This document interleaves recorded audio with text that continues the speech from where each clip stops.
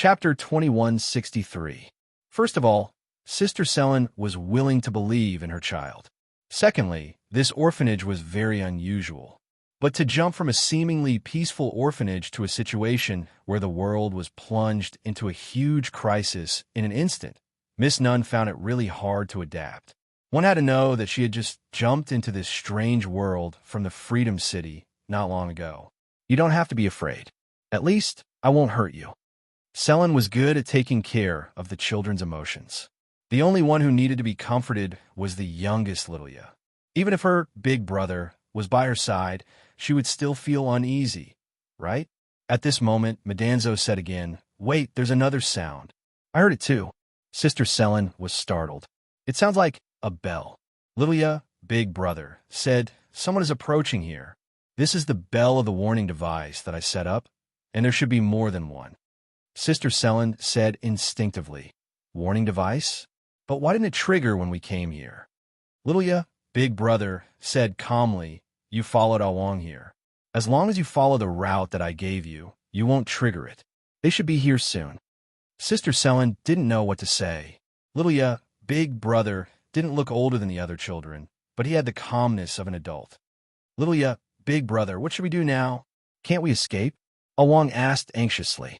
Lilia, big brother, said calmly, "We can only move to the next place. There should be enough time, but considering the coincidence of their arrival, I suspect that your operation has been discovered. They followed you here." Sister Selin seemed to want to explain something. "I agree with this point." Madanzo nodded. "The people outside most likely discovered our whereabouts and followed us here. So what do you plan to do?"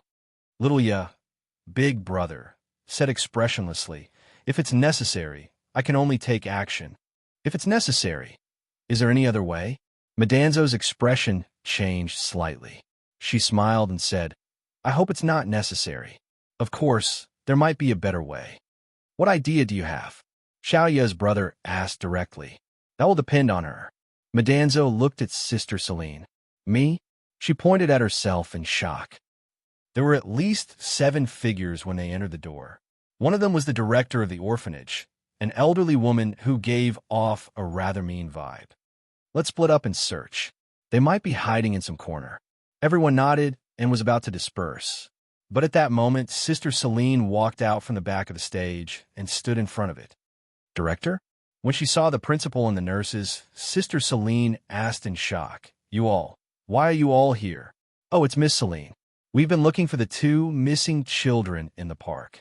It seems that we heard some commotion coming from here, so we came to take a look." "I see." Sister Selin nodded. Then she shook her head and said, "But I've searched everywhere, but I still can't find them." The director said indifferently, "Maybe you didn't look carefully. Besides, the 2 children are small. It's hard to find them even if they hide. Since we have to look for them anyway, it's not a big deal to look for them one more time." Sister Selin nodded. "Actually, that's what I thought too. When I came here, I found some food scraps. The 2 children might be hiding somewhere. It's hard for me to find them. Otherwise, they might have left earlier. So, I wanted to get some people to come here and take a closer look. Director, it's great that you can come here." The director looked at Sister Selin in surprise. Then, she nodded to the nurses beside her. The nurses split into 2 groups and went deep into the theater. Sister Celia walked down from the stage and came to the principal's side. "Those 2 children are too stubborn. I don't know if they will encounter any danger." The director said indifferently, "If there's an accident, it will cause a big commotion. We can even find them faster. There's no commotion now. It seems that they're safe." Sister Selin started chatting with the director. After a while, the nurses who went to search came back one by one. They didn't bring back any useful information. However, they found some food scraps and brought them back. "Maybe Miss Selin is right. They've moved away long ago." The director muttered, "They shouldn't have gone far. Maybe they're nearby. Let's look around." "Director, I'll go too," Sister Selin said quickly. The director didn't say anything. He simply nodded and soon left the theater with everyone, including Celia, a new employee who hadn't been employed for a long time.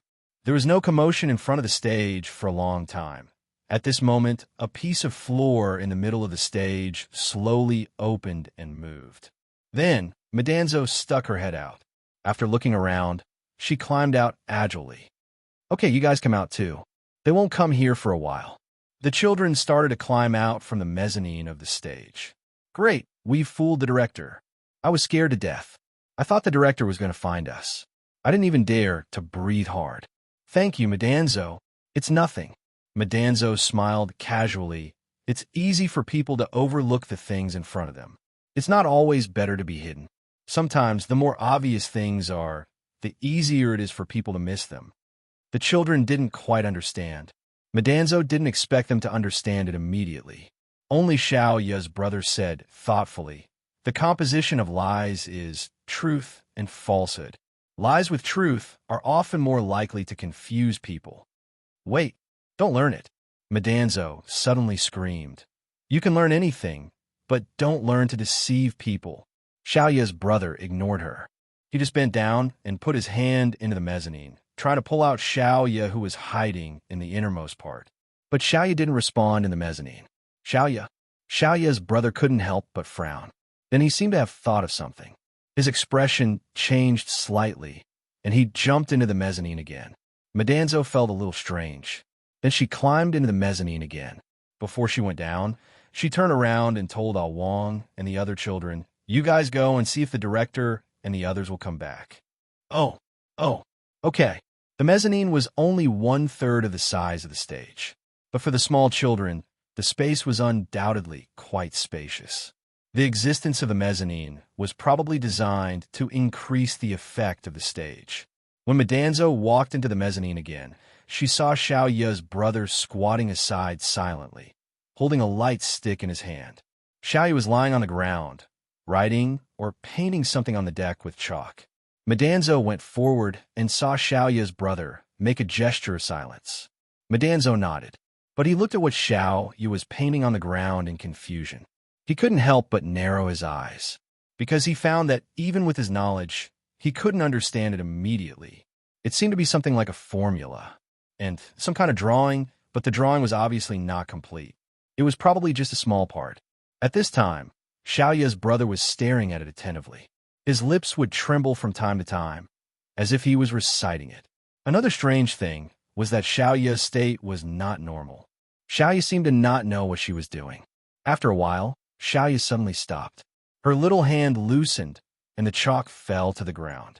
She closed her eyes and was about to fall down. Xiao Ye's brother immediately supported her. After putting her down, he quickly used his sleeves to wipe away the things on the ground. Metatro blinked and asked coldly, You've memorized it all? Yes. Xiao Ye's brother nodded.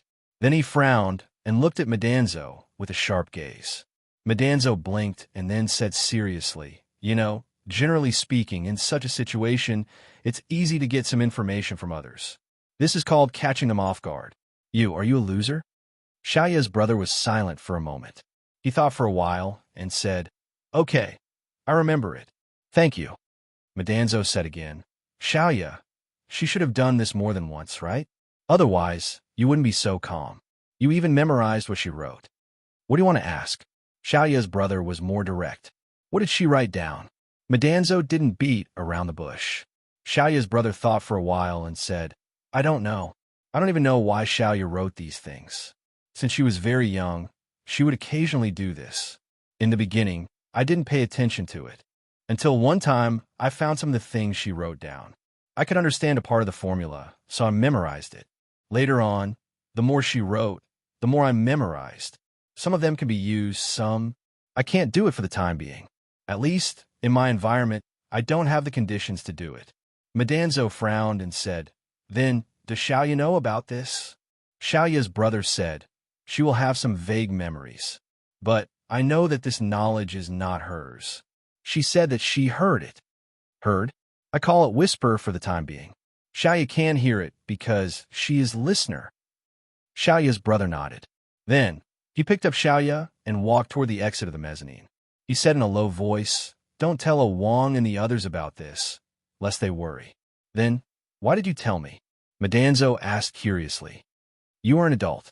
It shouldn't be a problem, Xiao Ye's brother said seriously. Looking at the back of this little brat, Madame Madanzo really wanted to say, he did not have dwarfism. He was not born short. It shouldn't be a problem? Madanzo muttered. Is it because it doesn't matter even if he knows, or as expected, it is hard to deal with precocious little brats? Xiaoya's brother said the same thing as Madanzo. He told Wang and the others not to leave the theater for the time being. However, he needed to rearrange the security equipment. As for Xiaoya's brother, he put Xiaoya down beside him. Then, he picked up the radio and dismantled it. What are you doing? Madanzo asked curiously. Without raising his head, Xiaoya's brother said, I just figured out something. So, I need to reassemble it. Perhaps, I can improve the radio's performance. There's too little information on the outside. I need more. Madanzo's eyes turned, and she suddenly said, Because of the formulas you saw earlier? Yes. Okay, I'll help. Madanzo sat down directly. Xiaoya's brother showed a surprised expression and asked subconsciously, You also understood it? Madanzo shook her head. They may recognize me, but I obviously don't know them. Help wipe the sweat. Madanzo showed a bright smile. I can also pour water. Boss, do you want a full body massage? I'm good at it. You're welcome. Madanzo didn't care. She sat beside him with her chin in her hands and watched for the smile. Awawawa, a dash. In the sky, a figure was chasing after them. Seeing that she was about to make the most intimate contact with the ground, her screams became more and more harsh. Oh, wah, help. Huh? Do you think I can fly? She stopped a few meters above the ground. Her body was in a magical state of condensation. Senior sister Yulia. She landed on the ground. Where am I? After landing on the ground, senior sister Yulia looked around and also checked her own body. Suddenly, she burst into tears. Her style finally returned to normal. She was no longer the playful girl from the Crayon Kingdom. Senior sister Yulia was so touched that she put her hands in front of her chest a few times, feeling the light weight in front of her chest. Then, she revealed a dissatisfied expression. It's okay. It's the original appearance. She looked around again. It should be nighttime, but she didn't know if it was early or late at night. The sky was unusually gloomy, and there were no stars.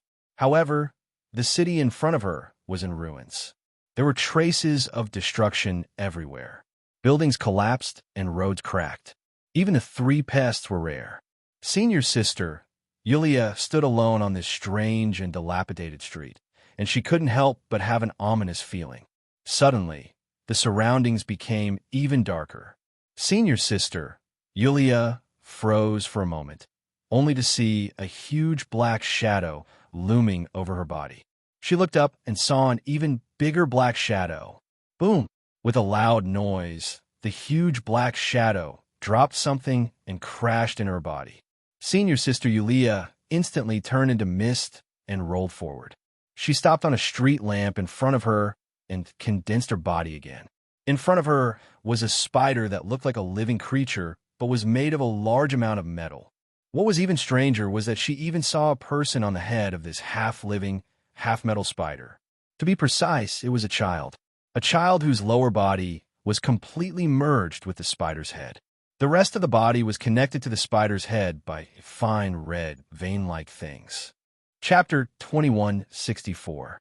Amidst the huge explosion, a gray cloud of smoke was floating in the air. Yulia glanced at the destroyed street, but her expression wasn't too serious. The attack power of this strange spider life form could only be said to be very ordinary at best. In the subworld 003, many of the hot weapons mastered by humans were able to do the same. However, while the power could be achieved, it didn't mean that the mobility could also be achieved.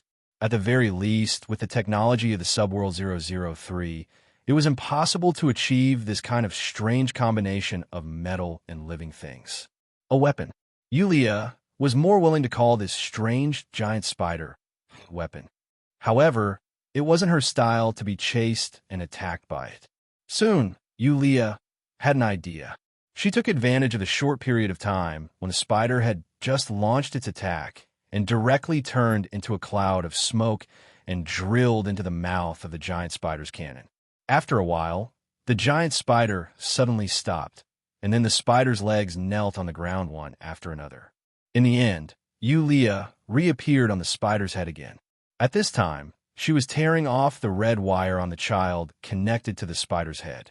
When the wire broke, the giant spider that had knelt on the ground shook a few times and directly lost all activity, lying motionlessly on the street. Yulia didn't stop. She directly carried the child that was dug out from the giant spider's head and quickly floated to the roof of a nearby building. They landed on the ground. Yulia stretched out her hand and patted the child's face a few times, but the child didn't respond at all, except for some normal breathing movements. It was like an empty shell. Yulia couldn't help but shake her head. It seemed that she wouldn't be able to get anything from the child. The only thing she could find out was that there was a line of numbers printed on the child's arm. At this time, on the other side of the city, dense flames suddenly flashed, and there was the sound of explosions. Yulia subconsciously looked over and saw that the city on the other side was in the midst of a terrible war at this time. I'm afraid that she appeared on a battlefield this time. The giant spider that attacked me just now, she probably just wandered out? Senior sister, Yulia, pondered for a while. Then, she directly transformed into mist and approached the place where the battle was the most intense. She had already tested it on the giant spider. This time, it was a lucky start. The attack of the giant spider weapon was ineffective against the onyx soul in its atomized state. This time, isn't it my home ground? TSK, TSK. More than a dozen giant spiders were moving slowly on the ground. Under these giant spiders, there were dozens of similar but shorter spiders protecting them. Similarly, on these short spiders, there were children who were suspected to be the control centers. At this time, there were 5 tanks, 3 armored fighting vehicles, and an armed helicopter fighting against these terrifying weapons. There were also about 20 soldiers wearing combat suits and holding assault rifles in their hands. They were moving around the terrifying spider weapon, firing all kinds of shots and grenades as support. From the looks of it, this was a protracted battle that had been going on for a long time.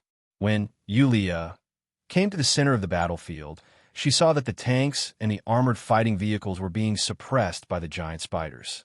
She could even hear the shouts of the human soldiers. We can't continue like this. We can't hold on for long. Hold on for a little longer. We must hold on until the battle plan ends. For this battle plan, we have sacrificed too much. However, if we don't attack the weaknesses of these monsters, we will be torn apart sooner or later. This is equivalent to killing those children. They can't be saved. They are finished long ago. Even if they are released from the bodies of the mechanical beasts, they will be unconscious for the rest of their lives. At this time, a red light suddenly flashed in the distance. The red light directly shot into the sky. It was a signal flare. The moment the signal flare appeared, the humans in the battle seemed to have given the order to retreat. The only armed helicopter in the sky turned around, climbed up, and flew into the distance. Seeing this, senior sister, Yulia, didn't say anything and stuck to the armed helicopter. She followed the armed helicopter and left the city battlefield together with it. After being disassembled, reassembled, and adjusted, the sound of the radio was obviously much cleaner. Little Ye's brother was slowly turning the knob. Is this enough? Madanzo asked curiously. Brother said, the signal reception should be better. Maybe we can find a new channel and try it. Wait, call back. There seems to be some sound, Madanzo suddenly said. Brother frowned. He didn't hear it. At present, he only knew that this person who was about the same height as him called herself Madanzo. Other than that, he didn't have much information. However, based on the current situation, this Madanzo seemed to have a hearing that was far superior to ordinary people, as well as a coordination ability. He called back the knob. Madanzo said, Yes, it's here. Turn up the volume.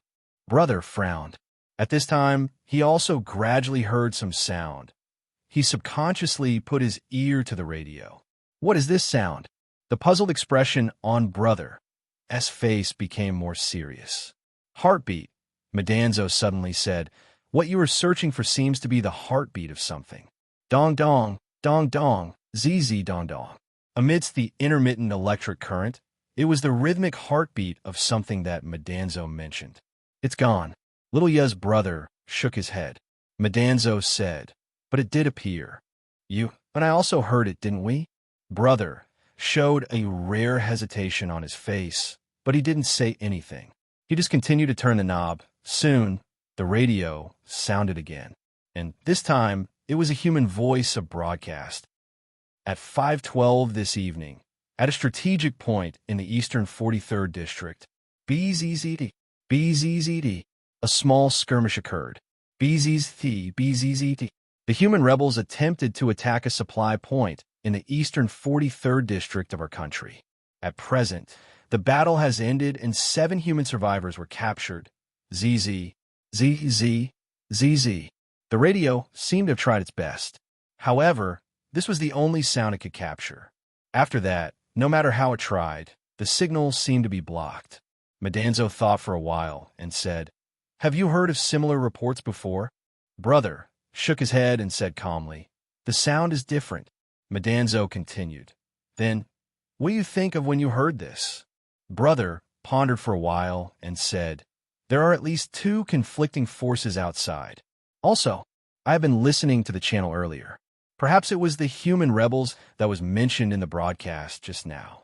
In other words, we are currently in the territory of this so-called country. Madanzo's eyes darted around a few times. Then, she suddenly smiled and said, don't you think this feeling is good?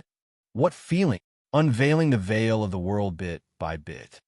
Madanzo narrowed her eyes and said with a smile, all your curiosity, all your fear, and even all your nervousness will erupt here, impacting your cognition and spirit. Doesn't it feel good? Brother ignored Madanzo's words this time. He had a feeling that Madanzo was deliberately guiding him. Actions, thinking, or rather, a certain direction. He looked at her with vigilance. Madanzo shrugged and said in a serious tone, really, a precocious child is not cute at all. I don't need to be loved. Brother replied with an expressionless face. Metatro seemed to be in a daze at this moment.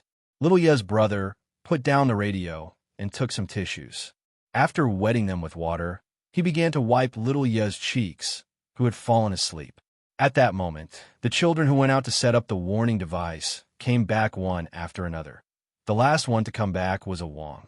He even brought back a message. I think I saw something.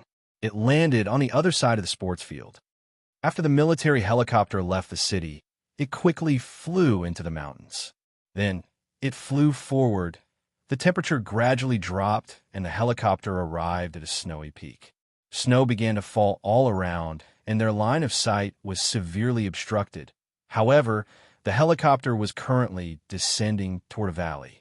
Not long after, the helicopter flew into a mountain. There was a huge man-made steel gate there.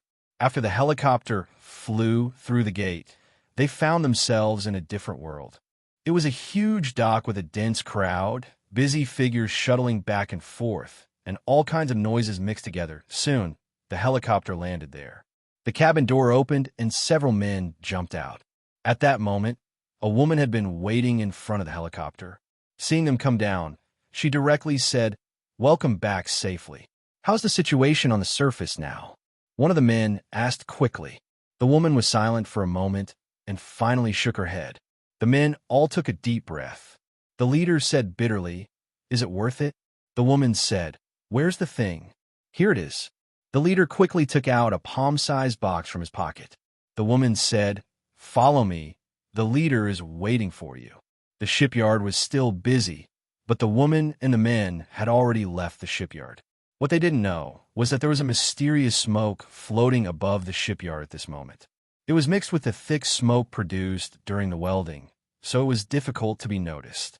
After a while, Yulia had already caught up with the woman and the men who came back from the battle, and she quietly attached herself to the clothes of the last man. After passing through many gates, they came to a rather retro wooden door. The woman knocked on the wooden door and led them in. Leader, they successfully brought the thing back. In the room, or more precisely, in a place like a war conference room, there was a large sand table in the center. At this moment, a figure was standing next to the sand table, concentrating on deducing something. Hearing that, the leader next to the sand table slowly turned around and looked at them. The leader looked calm and nodded gently, saying, "Thank you for your hard work." The leader crossed the box in his hand, and the woman quickly handed it to the leader. Yulia didn't care about what was in the box at this time. Almost all her attention was attracted by the leader. She even exclaimed, "Good guy." The leader was a creature with the head of Ichintiandal. When she was in the holy mountain of the Crayon Kingdom, she remembered that one of the gatekeepers was also Ichintiandal. Yulia began to have an idea in her mind. At this moment, the leader suddenly asked in a deep voice, "Chintian leader, what's in the box?" I tried to open it, but I couldn't. For this thing, we pretended to attack the East 43rd District and sacrificed a lot of our brothers, and even exposed the danger of this base. Was it worth it? It was worth it, the leader of the Chintian said slowly. Any sacrifice is meaningful. What's in a box? The leader returned to the chair and sat down. Then he placed the box in the center of the table and said slowly, "The origin of all of this." Origin? Everyone was stunned. The leader of the Chintan thought for a while and said, "Or rather, one of the origins." Leader? The leader of the Chintan put his hands on the box and said, "What we're facing is a special life form that can coexist with humans, living creatures, and metals. They're called ghosts. For 20 years, we've been struggling to survive from prosperity to the present. I believe that you who have been on the front lines know how terrifying ghosts are. But do you know how ghosts came to be in the first place?" The woman thought for a while and said, 20 years ago, a huge figure suddenly appeared in the world's largest city. It destroyed everything in a frenzy, and all human weapons were useless against it. The destruction continued, and in the end, humans had to use nuclear weapons to attack it. However, the most despairing thing was that even with the use of nuclear weapons, there was still no way to destroy this huge figure. It was known as the first ghost to appear, a terrifying thing that cannot be destroyed by conventional means, also known as cats. That's right, but ghosts aren't created out of thin air. The leader of the Chintan said seriously, "It can be said that it was created by humans. The first ghost you mentioned, Kaz, was originally a human." What? Chapter 2165. Yulia's heart skipped a beat. Since the Chintian doll appeared here, it wasn't strange for cats to appear as well. A huge guy with the name Cats. Yulia quickly thought of the guardian of the first level of the godly mountain in the Crayon Kingdom. This meant that in this page world, she only needed to find the godly mountain fairy and the carrot hero boss that belonged to this world. In the meeting room, everyone was shocked by the secret that the Chintian leader told them. Leader, the first ghost in human history was actually a human? Facing the incredulous crowd, Fairski's leader nodded. I know it's hard to believe, even for me, but if I didn't experience it myself, I would have never believed it. Leader, you? The Chintan leader said slowly. 1 year before the first ghost appeared, which is 21 years ago, an expedition team found a mysterious ruin in the extreme north. I was part of this expedition team back then, and Dr. Katz was the main person in charge of this expedition team. This was a history where the world fell into a panic for 20 years, and human beings walked step by step toward extinction. Everyone in the meeting room looked serious as they listened to the Chintian leader talk about this little-known part of history. At first, this expedition team was ecstatic because they found a mysterious ruin. It seemed that there was a completely different civilization in the ruin, and it was called the greatest discovery in the history of human civilization. The people of the exploration team studied the mysterious ruins tirelessly until one day, when a member of the exploration team mysteriously died. Things gradually became a little out of control. It was like a curse. The leader of Fairski slowly narrated, "Everyone, including me, showed unusual manic behavior. In serious cases, we even started killing each other. As the leader of the expedition team, Dr. Katz stopped the research in time. We decided to leave the ruin first and make plans after we rested. However, we didn't expect that there was more than one ruin.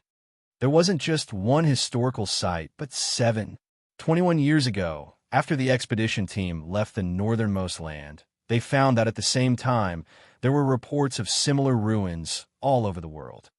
Have you found a similar situation in the other 6 relics? The leader of the Qingtian nodded. I've read the investigation reports of other ruins. The people who discovered the ruins also died mysteriously after that. After we returned to the city, the members of our exploration team were very worried about this matter. Then, the members who returned also started to die mysteriously. I had to find Dr. Katz again. But at that time, Dr. Kaz was no longer the Dr. Kaz I knew. He has already become something like a ghost. Similar?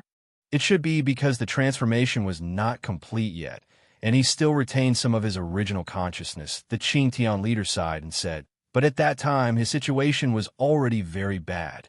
Dr. Kaz told me that it was coming, and it would devour everything. After telling me this information with his remaining consciousness, Dr. Kaz completely became a ghost in front of my eyes. At first, he was only the size of a human, but after he devoured many creatures, he began to grow. In the end, he became the first terrifying evil ghost that you know. It seems to be something that exists in the ruins, or some kind of power. The Qingtian leader said and looked at the box in his hands. Everyone in the meeting room was shocked and seemed to be afraid in an instant. This is called a secret box. The Qingtian leader's hand slowly opened the box. A strange crystal that emitted a blue fluorescent light slowly floated out of the box. At that time, we brought out 4 secret boxes from the 7 ruins. The Qingtian leader said solemnly, in these 4 secret boxes, there are 4 different ways to make weapons. It took almost 10 years for humans to create these 4 different types of weapons. Wait, the male captain of the soldiers couldn't help but be surprised. Leader, the weapons you mentioned, are they the ones that guard the headquarters? Yes. The Qingtian leader nodded. The dawn armor is the last weapon that humans have to resist the power of ghosts. You also know that because of the existence of the dawn armor, the country of ghosts can't completely destroy us. But even so, with the help of the dawn armor, we can only struggle at death's door. Then, what's in this box? I'm afraid it's the 5th weapon. The Qingtian leader slowly held the crystal in his hands. Before the catastrophe, this box was always in Dr. Kaz's hands. He gave it to me when he was sober. However, in the process of escaping, I was afraid that I would lose it. Therefore, I had to temporarily hide the secret box and continue my escape until humans finally cracked the secret of the secret box and the first dawn armor appeared. Since then, the plan to take back this secret box has been carried out. Yes, that's great. The male captain looked excited. With one more weapon, our power to resist the country of ghosts will increase greatly. The leader of Fairski shook his head and said, don't expect too much. Even if we have another dawn armor, I'm afraid it won't change the current situation much. Perhaps we can still do it in the cataclysm. However, after 20 years, the development of the country of ghosts. You know it. Can't we mass-produce the dawn armor? The Qingtian leader said, the power of the armor comes from this crystal. Without it, even if we can make it, it won't be as good as the ordinary exoskeleton armor. We need more crystals. The male captain said thoughtfully, since the secret box was taken out from the relics, then it's not that the higher-ups of the resistance army didn't have this idea, but the 7 relics are under the protection of the country of ghosts. The Qingtian leader shook his head and said, if we want to break into the relics, the difficulty is no less than if we directly start a war with the capital of the country of ghosts. We don't know how many secret boxes there are in the relics. Even if there are more secret boxes, I'm afraid that the country of ghosts has already taken all of them. Everyone was silent. The ups and downs made them a little absent-minded. Asher, get ready. The Qingtian leader said suddenly. The male captain. Asher was startled and frowned subconsciously. The Qingtian leader said seriously, the dawn armor is divided into 2 parts. the outer armor and the core of the secret box crystal.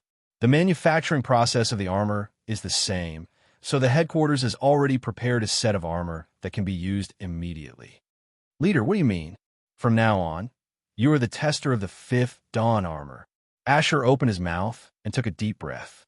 He straightened his legs and said loudly, "Yes, sir." The field lights around the field were already lit up.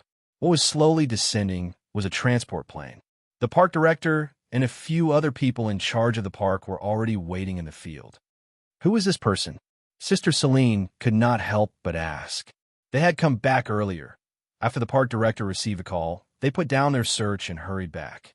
Looking at the situation, they were waiting for the arrival of this transport plane. The one who was asked was a nurse in the park. She had been working for a few years and had encountered similar situations. It's the welfare officer. Welfare officer. Sister Celine could not help but blink her eyes. Your welfare officer actually came here on a transport plane? And looking at the situation, it was the military type? Yes.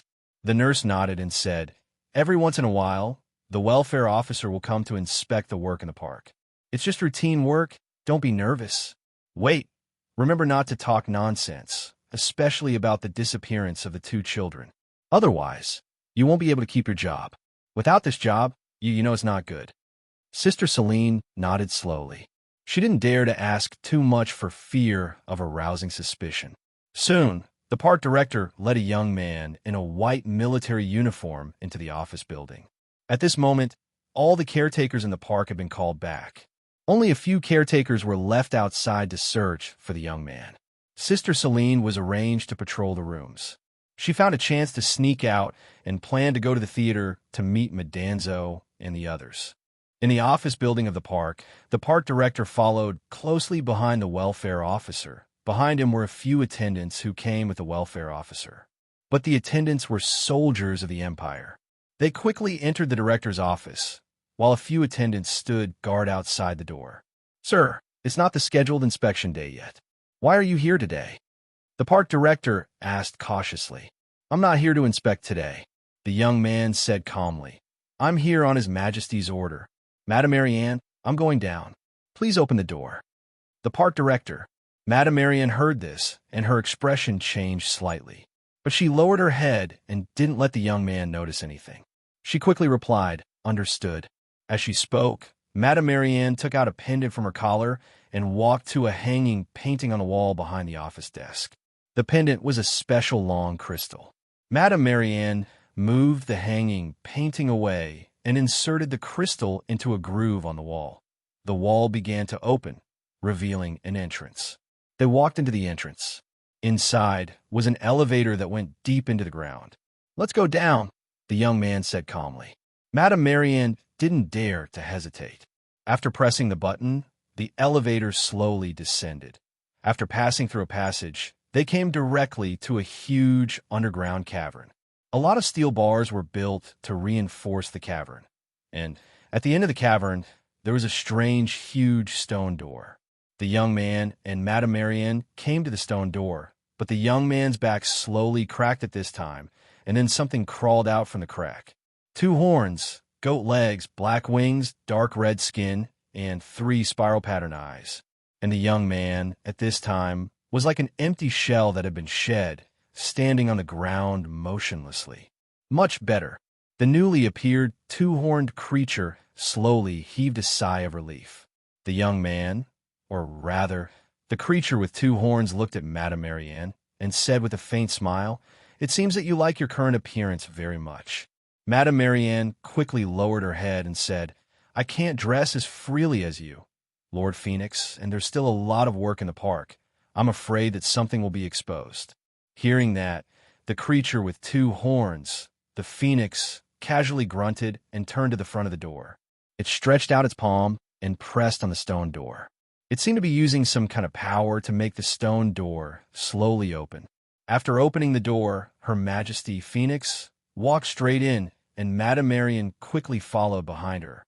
She quietly looked around. Ruins. One of the first 7 ruins discovered by humans. The orphanage was built on top of one of the ruins. Do you know why I'm here this time? Please tell me, Lord Phoenix. Earlier today, those guys from the human resistance launched an attack. You seen the news, right? Yes, Madame Marianne quickly said. But didn't they say that the resistance has been defeated? And they even captured a few guys. Is it related to this matter? Lord Phoenix said indifferently. The place that was attacked is a wasteland. The resistance has always been acting under the slogan of liberating humans. But they chose to fight in that wasteland when they have nothing important to do. Do you think they have nothing better to do?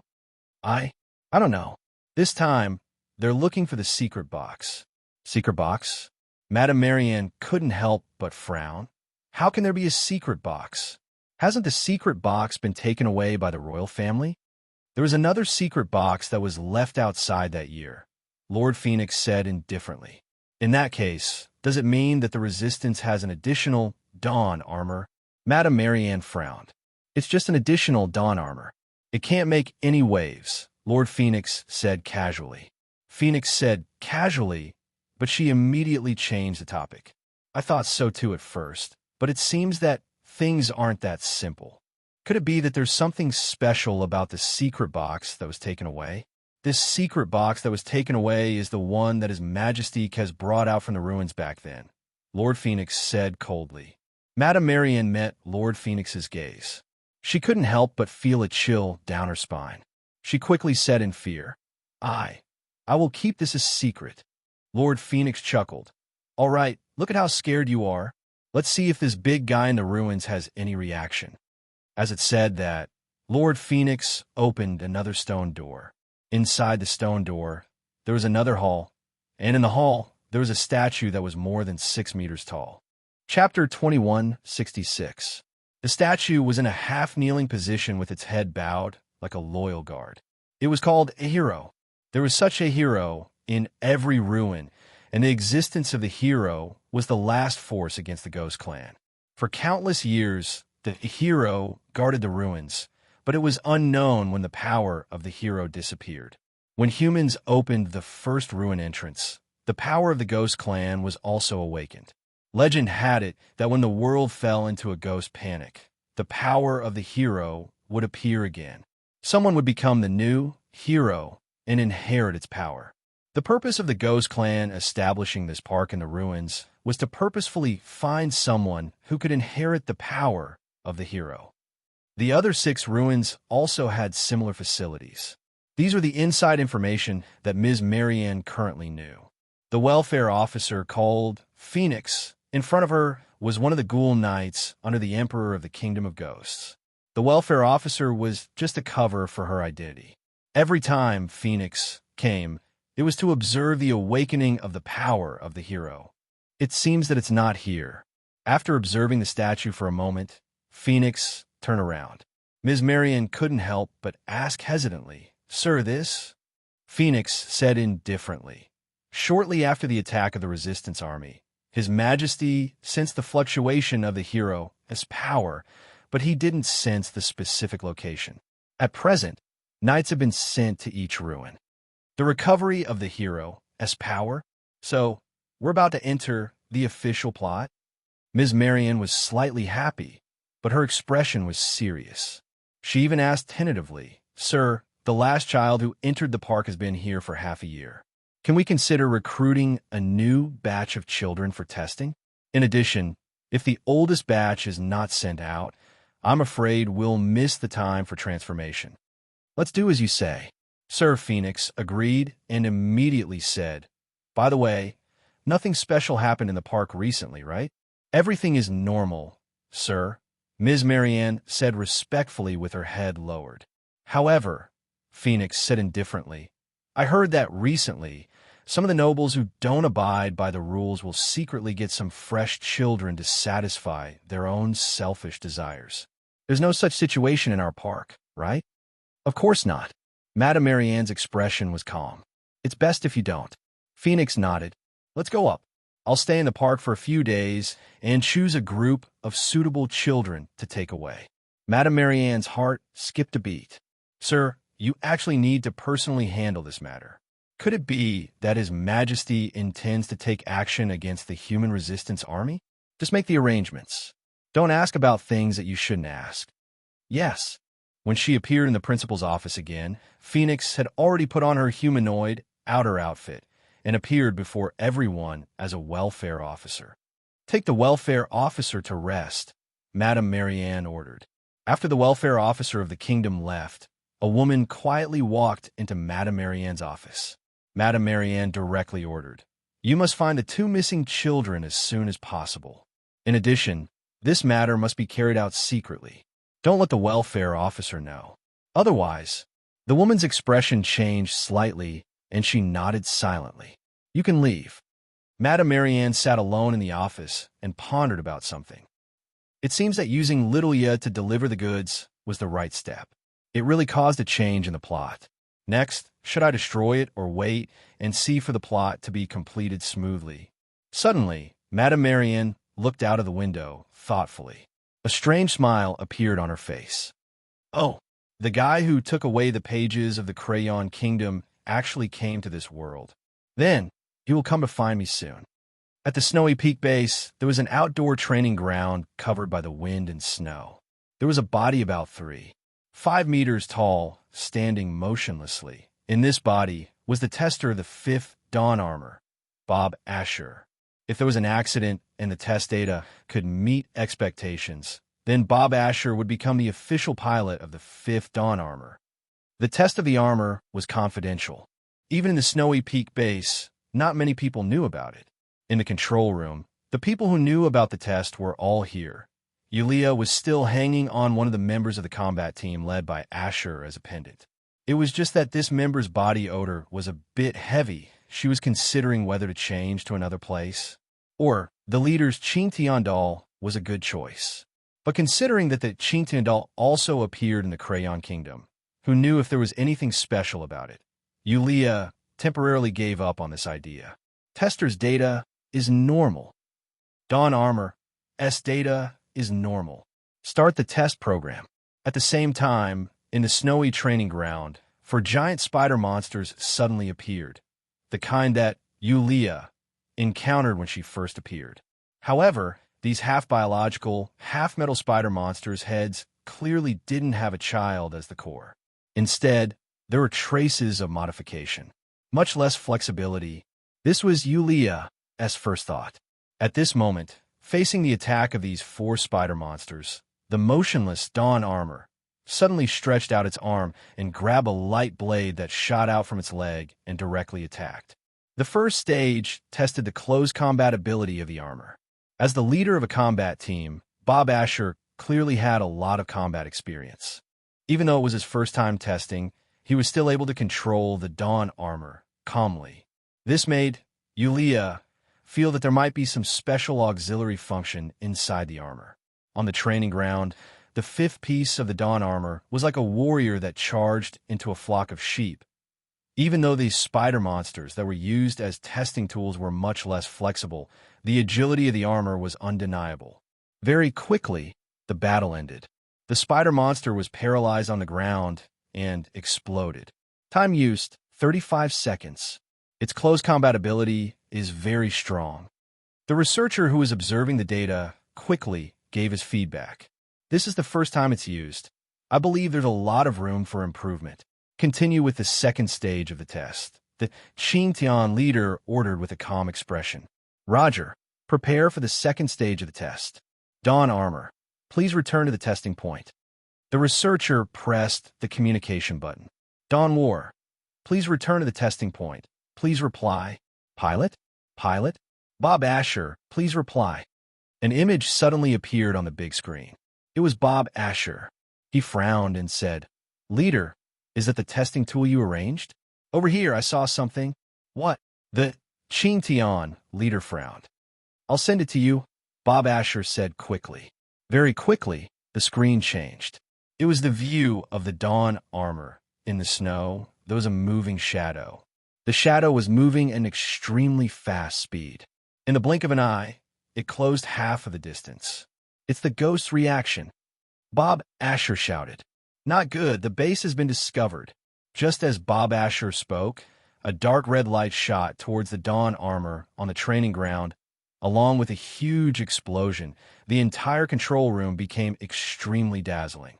The communication was cut off. Bob Asher, reply. Bob Asher, please reply. I'm fine.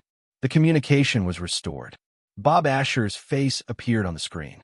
His face was pale and his forehead was injured. Dawn armor is slightly damaged. Also, there are many ghosts. Activate all reconnaissance. The Qing leader suddenly stood up and waved his hand. The screen crazily popped up. Outside the snowy peak base, a large number of black shadows appeared. Some of them could be seen clearly. It's the evil ghost riders. The fifth one, the third one, and the fourth one. The reporter couldn't help but say in fear, 3 of the strongest evil ghost riders from the ghost country came at once. And there are almost 1,000 evil ghost titans. How can it be? The Qing leader's expression was serious. It seems that this operation has been exposed, and the location of the base has been exposed. Leader, everyone, prepare for battle. The Qing leader said in a low voice. We can only fight. Indeed, the snowy peak base was already surrounded. Other than fighting, they had no other choice. The flames of battle bloomed mercilessly in the pure white snow. Yulia had already changed to another place to make a pendant. The original target of the pendant had already rushed out excitedly in an armored vehicle. Then, she died under the trampling of a few spider monsters. It was very heroic. All defense lines destroy. They have already attacked the base. Run. Retreat. Retreat. We're not their match. Where's the dawn armor? Bob Asher? Bob Asher. The sounds of explosions, screams, and roars of the wind, and the screams of death sounded one after another. The entire base sounded an ear-piercing alarm. The snowy peak base's equipment wasn't too bad, but they didn't expect to be attacked by evil ghosts. When one evil ghost rider broke through the gate, a large number of weapons from the ghost country poured into the base. The base seemed to have turned into hell. As for the fifth dawn armor, it was like a mouse that was caught and played with. What Bob Asher had to face now was not only 2 evil ghost riders from the kingdom, but also hundreds of spider monsters, known as evil ghost titans. The dawn armor was like a rubber ball, falling back and forth. Obviously, Bob Asher, who entered the battle at the last minute, had no way to deal with this extremely bad battle. At this moment, in the base, a gray fog slowly floated out from a female soldier's body and finally turned into a human figure. She frowned and looked at the one-sided massacre in the dock below. She couldn't help but mutter, "Why is the start so bad this time?" shaking her head. Yulia was considering whether or not to hang on to one of the evil ghost titans. Or perhaps she could go to the ghost country and see Emperor Cats. Perhaps there would be other clues? In this ghost world, no matter how she looked at it, the ghost country's legs were thicker. Run. At this moment, a loud shout came from Yulia's position. She subconsciously looked over and saw a group of people rushing toward her. It was the leader of the Qingtian. At this moment, the 3 warriors were escorting the leader of Fairski and rushing over. Senior Yulia quickly glanced at the dock below and saw that an armed transport aircraft was moving at this moment. She already understood the plan of these guys. She was very much in favor of running away when they couldn't win. Yulia rolled her eyes and had a new plan. She directly faced the Qingtian leader and said with an anxious expression, "Leader, are you okay?" "You are." The Qingtian leader froze for a moment and then nodded. "I'm fine, be careful." Rumble. The dome of the dock broke, and an abnormally huge evil ghost, Titan, fell from above and directly smashed into the transport aircraft that was about to move. The bridge of the dock was affected and directly broke. Everyone instantly fell. It was a height that could kill a normal person. Yulia sighed and decided to give up on the Qingtian. However, at this moment, something caught them. To be precise, it caught the leader of the Qingtian. Yulia went up by herself. Leader. The thing that caught the leader of the Qingtian was the dawn battle armor, the 5th piece of equipment. Akila's voice sounded. However, the dawn battle armor crashed into the wall of the dock and fell to the ground. At this moment, the hands of the battle armor were put down. The leader of the Qingtian was put down unharmed, and Yulia was scared out of her wits. At this moment, the hatch of the battle armor opened, and Captain Aquila fell out and directly fell to the ground. He crawled a few times before he stopped moving. On the other hand, the Dawn battle armor didn't seem to be damaged at all. After a round of fierce battle, only the outer shell of the Dawn battle armor was damaged. It seems that this is a battle armor that prioritizes defense and close combat abilities. It's not bad to be able to last for so long. At the same time, two tall figures slowly descended from the sky. They were the third knight and the fifth knight of the Kingdom of Ghosts. Qing Tian, ranked third on the kingdom's wanted list. Our Majesty would like to invite you as a guest. The third knight said indifferently, "Are you going to leave with us obediently, or do you want us to take you away by force?" At this moment, the leader of the Qing Tian showed a bitter smile. "I can go back with you, but the condition is that you immediately evacuate and let the people in the base leave." The two evil ghost knights were expressionless. The leader of the Qing Tian pointed his gun at his own head and said, "I think that you don't want to bring back just a corpse. I think that I know the personality of your emperor quite well." The two evil ghost knights were silent. Yulia really wanted to know. When the leader of the Qing Tian shot her with a bullet, would cotton wool pop out his head? At this moment, Yulia made a bold decision. She quietly pressed her hands on the floor. Xing Chuang. In an instant, a strange ripple spread out instantly. The two evil ghost knights seemed to feel something, and their expressions changed slightly. However, at this moment, the floor suddenly shook, and then a large area of the floor actually turned into a liquid state. Many tentacles extended from the floor that had turned into liquid in an instant and directly wrapped around the two evil ghost knights, causing their movements to be blocked for a short period of time. The leader of the Qing Tian couldn't help but be stunned. At the same time, he seemed to see a figure rush into the cockpit of the Dawn battle armor in an instant. In the cockpit of the Dawn battle armor, Yulia blinked and placed her hands on two round balls. These were probably the control balls of the battle armor. This battle armor was hard enough, and its defense was top-notch. What she wanted to do now was to perform Xing Chuang on this Dawn battle armor. No matter how good the pilot was, could it be better than the battle armor that became Xing Chuang creatures? This was Yulia's train of thought. However, the moment she pressed her hands on the control balls, the interior of the battle armor flickered, and it started up again. Pilot confirmed. Kauros, start up again along with the sound. Yulia couldn't help but blink. She saw a little blue bird flickering on the screen. In an instant, senior sister, Yulia, covered her forehead. It was an instinctive reaction. Wait, this thing's control system is a bluebird? Chapter 2167. The Dawn armor had an auxiliary control system. It was no wonder that Bob Asher could control it well on his first try. But it was only at a decent level, and he couldn't fully utilize the power of the Dawn armor. Kauros. It seemed like that was the name of the fifth Dawn armor. But even so, senior sister, Yulia still directly used star creation on this piece of equipment, for no other reason than the fact that it was something that belonged to her was the best. On the screen, the system elf Bluebird's eyes seemed to flash twice, and then a wave began to spread rapidly in the cockpit. Soon, it covered the entire Dawn armor.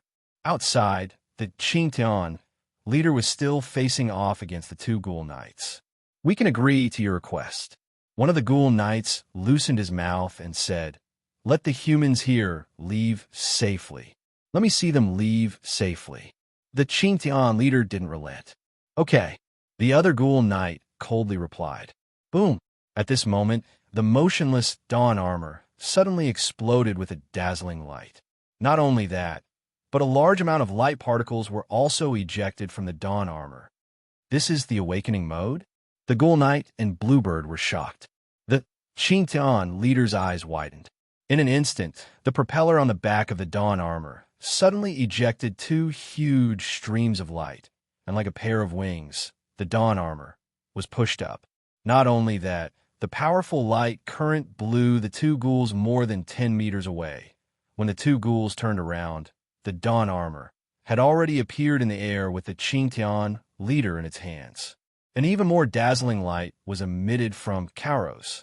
It then turned into a comet and instantly crashed into the snowy mountain. It broke through the mountain and directly shot into the sky, disappearing in the blink of an eye. The two ghoul knights were prepared for a fierce battle. The awakening mode of the dawn armor was shockingly powerful. Otherwise, the human resistance army wouldn't have lasted until now under the pressure of the ghost country with only 4 pieces of dawn armor. He actually activated the awakening mode just to escape. The two malevolent ghost knights reacted and were furious. However, if dawn armor was used to escape at full power, they would not be able to catch up. Report to His Majesty immediately. Stop. In the high-speed flight, the leader of Fairski roared a few times with great difficulty, but there was no response from the cockpit. Moving at such a high speed in such a cold area, the leader of Fairski was so cold that his entire body was covered in frost. However, the speed of the dawn armor was simply too fast. In the blink of an eye, it had already rushed out of the cold region. After a while, the dawn armor crashed into a nearby mountain before finally stopping. The Qingtian leader fell from the hand of the armor. When it struggled to get up from the ground, it saw the hatch of the dawn armor open and a figure fall out. It was dazed. Qingtian's leader covered his injured shoulder and crawled to the fallen figure. "How are you? Can you still activate the armor?" Activate what?" Yulia shook her head. It was as if her brain was about to explode. She rarely encountered this kind of situation where star creation was forcefully stopped halfway through. Star creation was not completed, but Kauros started to move on its own. A failed star creation. This was something that had never happened since she had mastered star creation. But at this time, Kauros, who had lost its pilot, slowly stood up again and squatted slightly, as if it was preparing to activate again. Qingtian's leader subconsciously looked at Yulia. Before the two of them could say anything, they instantly grabbed both of Kauros' arms. As expected, Kauros activated itself and soared into the sky again. Qingtian and Yulia struggled to crawl into the cockpit. They squeezed together and stared at the various data flashing on the screen. After a while, Qingtian's leader suddenly frowned and said, "What's your name? I don't think I've seen you before." "Yulia, I just arrived at the base not long ago." Qingtian's leader didn't relax. He nodded and asked, "What did you do when you sat on the cockpit?" Yulia said blankly, "I don't know. I was too scared, so I hid inside. I don't know why it became like this. I really don't know. No matter how I hid it wouldn't stop." Yulia quickly hit the control panel as if she wanted to prove what she said. The control ball was still spinning on its own. Qingtian's leader shook his head. "We've studied the dawn battle equipment for 20 years, but we've never encountered such a situation. Could it be because of the crystal in the secret box?" Yulia asked quickly, "Leader, where are we going?" Qingtian's leader said, "Looking at the direction we're going, I'm afraid we're going deep into the Ghost Nation. The battle equipment can't be controlled, so there's no chance for us to return. Those two angry ghoul riders are probably already at the base." The leader of Fairski had a sad expression on her face. The atmosphere in the cockpit suddenly became silent. There's a bright spot here?" Yulia suddenly pointed at a bright spot on the screen. Kauros seemed to be moving toward this bright spot. "This place is..." Qingtian's leader frowned and said in surprise, "Ruins?" In the theater's lounge backstage, a rapid bell suddenly rang. Little Ya's brother, who was leaning against the wall, instantly opened his eyes. Then, he quickly glanced at Little Ya, who was lying on his lap. Seeing that Little Ya had not woken up yet, he gently lifted Little Ya's head and stood up. Madanzo looked at him. Two of the children who were resting also woke up. "Brother," said in a low voice, "get ready." Everyone nodded. Not long after, the theater's door slowly opened, and a figure carefully crept in, but soon the figure lost its balance and was hung upside down. After a scream, a familiar voice sounded. It was Sister Celia's voice. Again? You little bastards. How much do you like hanging people? The two children put down the rope in embarrassment. They stuck out their tongues at Sister Celine's accusation and giggled. Only young Ya's brother did not change his expression. He asked without the slightest hint of guilt, "Were we discovered on the way?" "I'm very careful." Sister Celia shook her head. "There was a welfare officer outside. I don't know why the director stopped the search. I found a chance to sneak out and brought you some food." After taking the food, the starving children hurriedly began to eat. Madanzo asked curiously, "A welfare officer from outside? It should be Phoenix." Brother thought for a while and said, "He is the welfare officer in charge of this park. He will appear every once in a while. He is a scary guy." "Scary?" Sister Celia was stunned. "How scary?" Brother thought for a while and said, "Intuition." Sister Celia shook her head and thought for a while before saying, "The director doesn't want the welfare officer to know that you are missing, and he ordered us not to mention this in front of the welfare officer. Now, only a few caretakers are quietly searching the park, and they don't dare to make a scene. So, while the welfare officer is here, you'll be safer." "This is a good chance." Brother suddenly said, "I know how to leave this place." "How to leave?" Madanzo asked curiously. "Fly out." Brother looked at Madanzo. "Even if you tie me up, I won't be able to fly with so many people." Metatro's eyes flickered, and he smiled. "The welfare officer's transport plane," Brother said expressionlessly. Madanzo said, "You are a bold little girl, but this is an interesting idea. So what do you plan to do?" Little Ya's brother looked at Sister Celine. Sister Celia blinked and pointed at herself. She hesitated and said, "So, you have already decided? Isn't this a bit too much?" "We're kids after all." Metatro smiled innocently. It was the kind of smile that could mesmerize people. "Please," Brother said with a serious expression. After saying that, he bowed deeply to Sister Celia. "You look like this." Sister Celine opened her mouth and smiled bitterly. She realized that it was hard for her to refuse someone else's request, especially a child's request. But it is too dangerous," Brother said quickly. "I only have one condition. If anything happens, I will immediately call for a halt." Celine said quickly. There were only a few spotlights on the sports field. Half of the field was dark while the other half was bright. The welfare officer's transport plane was placed in the center of the sports field. There were only 2 soldiers with guns standing guard. They were not in high spirits, but they were not slacking off either. The group of people were hiding in the shadows. Sister Celine frowned and said, "It's too dangerous. I don't agree with this operation. They have guns with them. Besides, even if you get on the transport plane, won't the welfare officer discover it when he leaves?" Brother said, "We will not wait for them to activate it. We will activate it ourselves." Sister Celia sucked in a breath of cold air. "We activate it ourselves? How do we activate it?" "I will activate it," Brother said quickly. "This is the 3rd-generation Phantom. I have read the introduction manual of this transport plane and memorized the operating system. There should be no problem." "Should?" "According to the manual, there should be no problem," Brother said again. "Why is there an operation manual of the transport plane here?"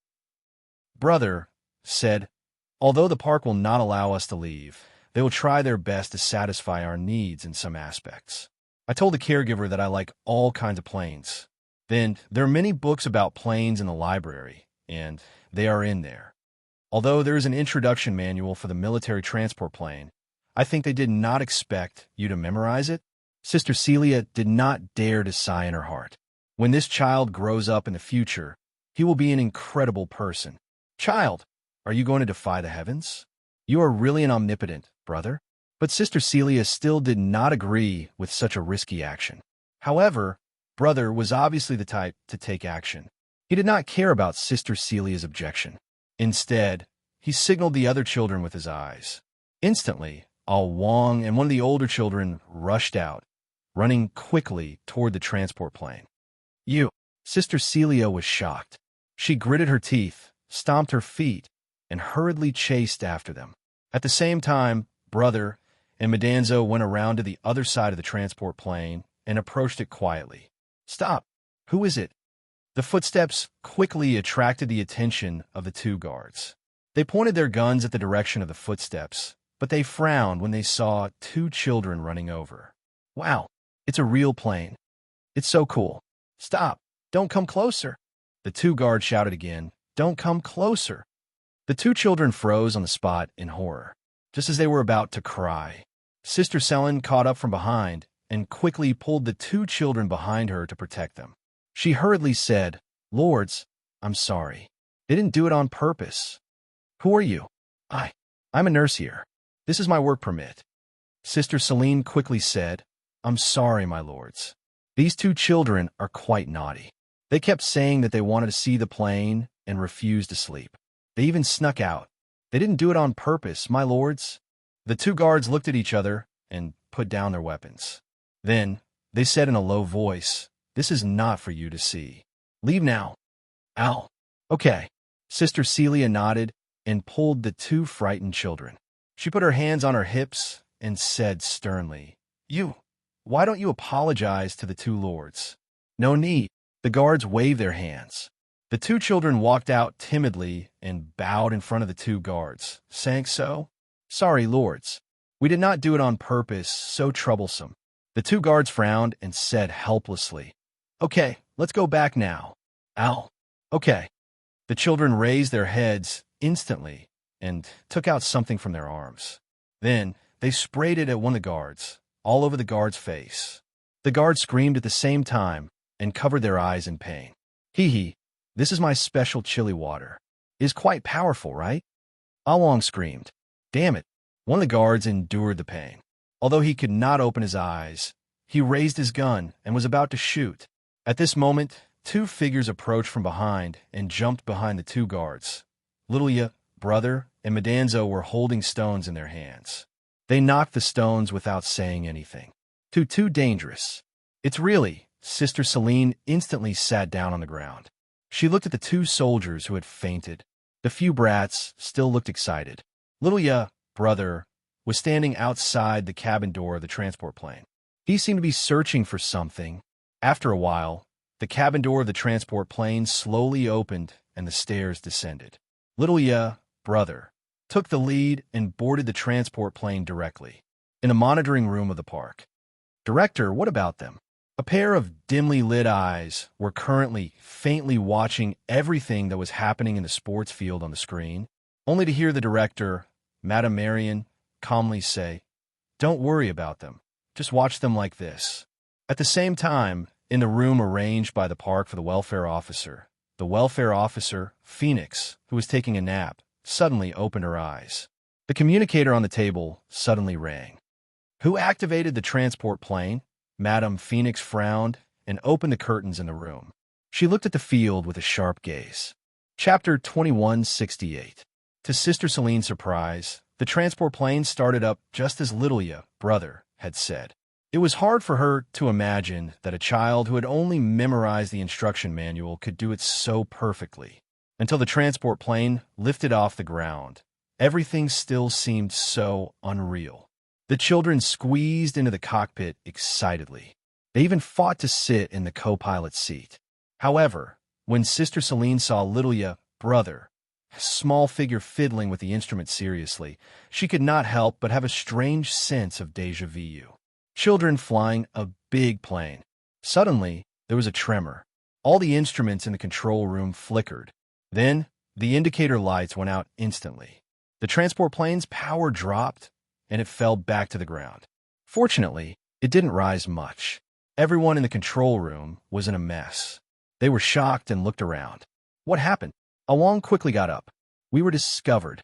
Lilia, brother, was silent for a moment. Then, he said something that sounded like a ghost story. "I was careless. The transport plane should have a remote termination function." The instruction manual did not say this. I think the instruction manual that I read is the castrated version. "You look," Awan exclaimed. He pointed outside the windshield of the cockpit with a trembling hand. A young man in a white military uniform appeared outside the windshield of the transport plane. What was even more surprising was that the young man did not rely on any external objects. He just stood in the air. The kingdom's welfare officer, Phoenix, Lilia, brother, opened his mouth in surprise. His pupils contracted slightly. It seemed that the thing in front of him had exceeded his understanding. Outside, the welfare officer casually looked at the many faces in the cockpit. He suddenly chuckled and said, "I was wondering who dared to hijack the plane. It turns out that it is a group of naughty children." Seeing that it was just a group of children, Phoenix relaxed a lot. At first, he thought that it was the action of the Human Resistance Army. However, after thinking about it, he felt that something was not right. Logically speaking, the Human Resistance Army had just suffered a heavy blow. They should not appear in the hinterland of the kingdom at this time. Even though he found out that it was just a few children from the park, he was still displeased. At this moment, a group of soldiers from the kingdom had already rushed over and quickly discovered the two unconscious soldiers standing guard. Moreover, under the cold gaze of the welfare officer, Phoenix, the children in the transport plane, and Sister Selene could only give up on resisting. They stood in a straight line, and behind them were soldiers who were holding their arms tightly. Phoenix walked past them one by one and finally stopped in front of Sister Selene. He reached out and picked up the word permit hanging on Miss Nunn's body. He glanced at it casually. When their eyes met, Sister Selene felt a chill run down her spine. "Sir, should we inform the director, Madame Marianne?" A soldier asked quickly. Phoenix didn't ask anything. She waved her hand and said, "Of course, we need to inform them. But I'll interrogate them myself. Take them back." The director, Madame Marianne, soon arrived at the residence of the welfare officer, Phoenix. She said that she had no idea that the transport plane was almost hijacked. As for Sister Selene, she used the excuse that she was a newbie who had been working for less than 2 weeks and said that she didn't know much about people. Maybe this caretaker Sister Selene couldn't resist the temptation of some noble's appearance. So she took the risk and secretly wanted to kidnap a few children. Phoenix looked at Madame Marianne with a faint smile. Madame Marianne acted like she didn't know what was going on. She thought for a while and said, "That shouldn't be the case. If she wanted to kidnap the children, she wouldn't have done it so blatantly. What is her goal?" "I'll return the person to you," said Phoenix suddenly. Madame Marianne was shocked. "The person?" Phoenix said calmly, "I'm talking about the caretaker, Sister Selene. Since she is your employee, she should be returned to you if she committed a crime." Madame Marianne nodded without batting an eyelid. "Thank you for your understanding, sir. Don't worry, I'll investigate this thoroughly. If Sister Selene was really bribed, I won't let her off easily.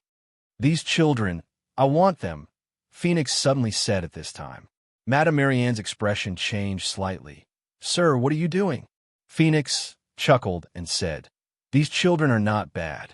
According to the testimony of the 2 soldiers who were knocked out, these children are brave enough. They have good qualifications. I like them." "Sir, you're planning to reform them?" Madame Marianne was shocked. Phoenix said casually, "Anyway, the kingdom plans to replenish some new soldiers. This has nothing to do with you. You just need to manage the garden well. You can leave now. Take your people away." Madame Marianne nodded and left the welfare officer's residence obediently. She took Sister Selene away from the soldiers. She wasn't punished, but her hands and feet were handcuffed, and her face was pale. "Director, don't say anything. Just follow me," said Madame Marianne calmly.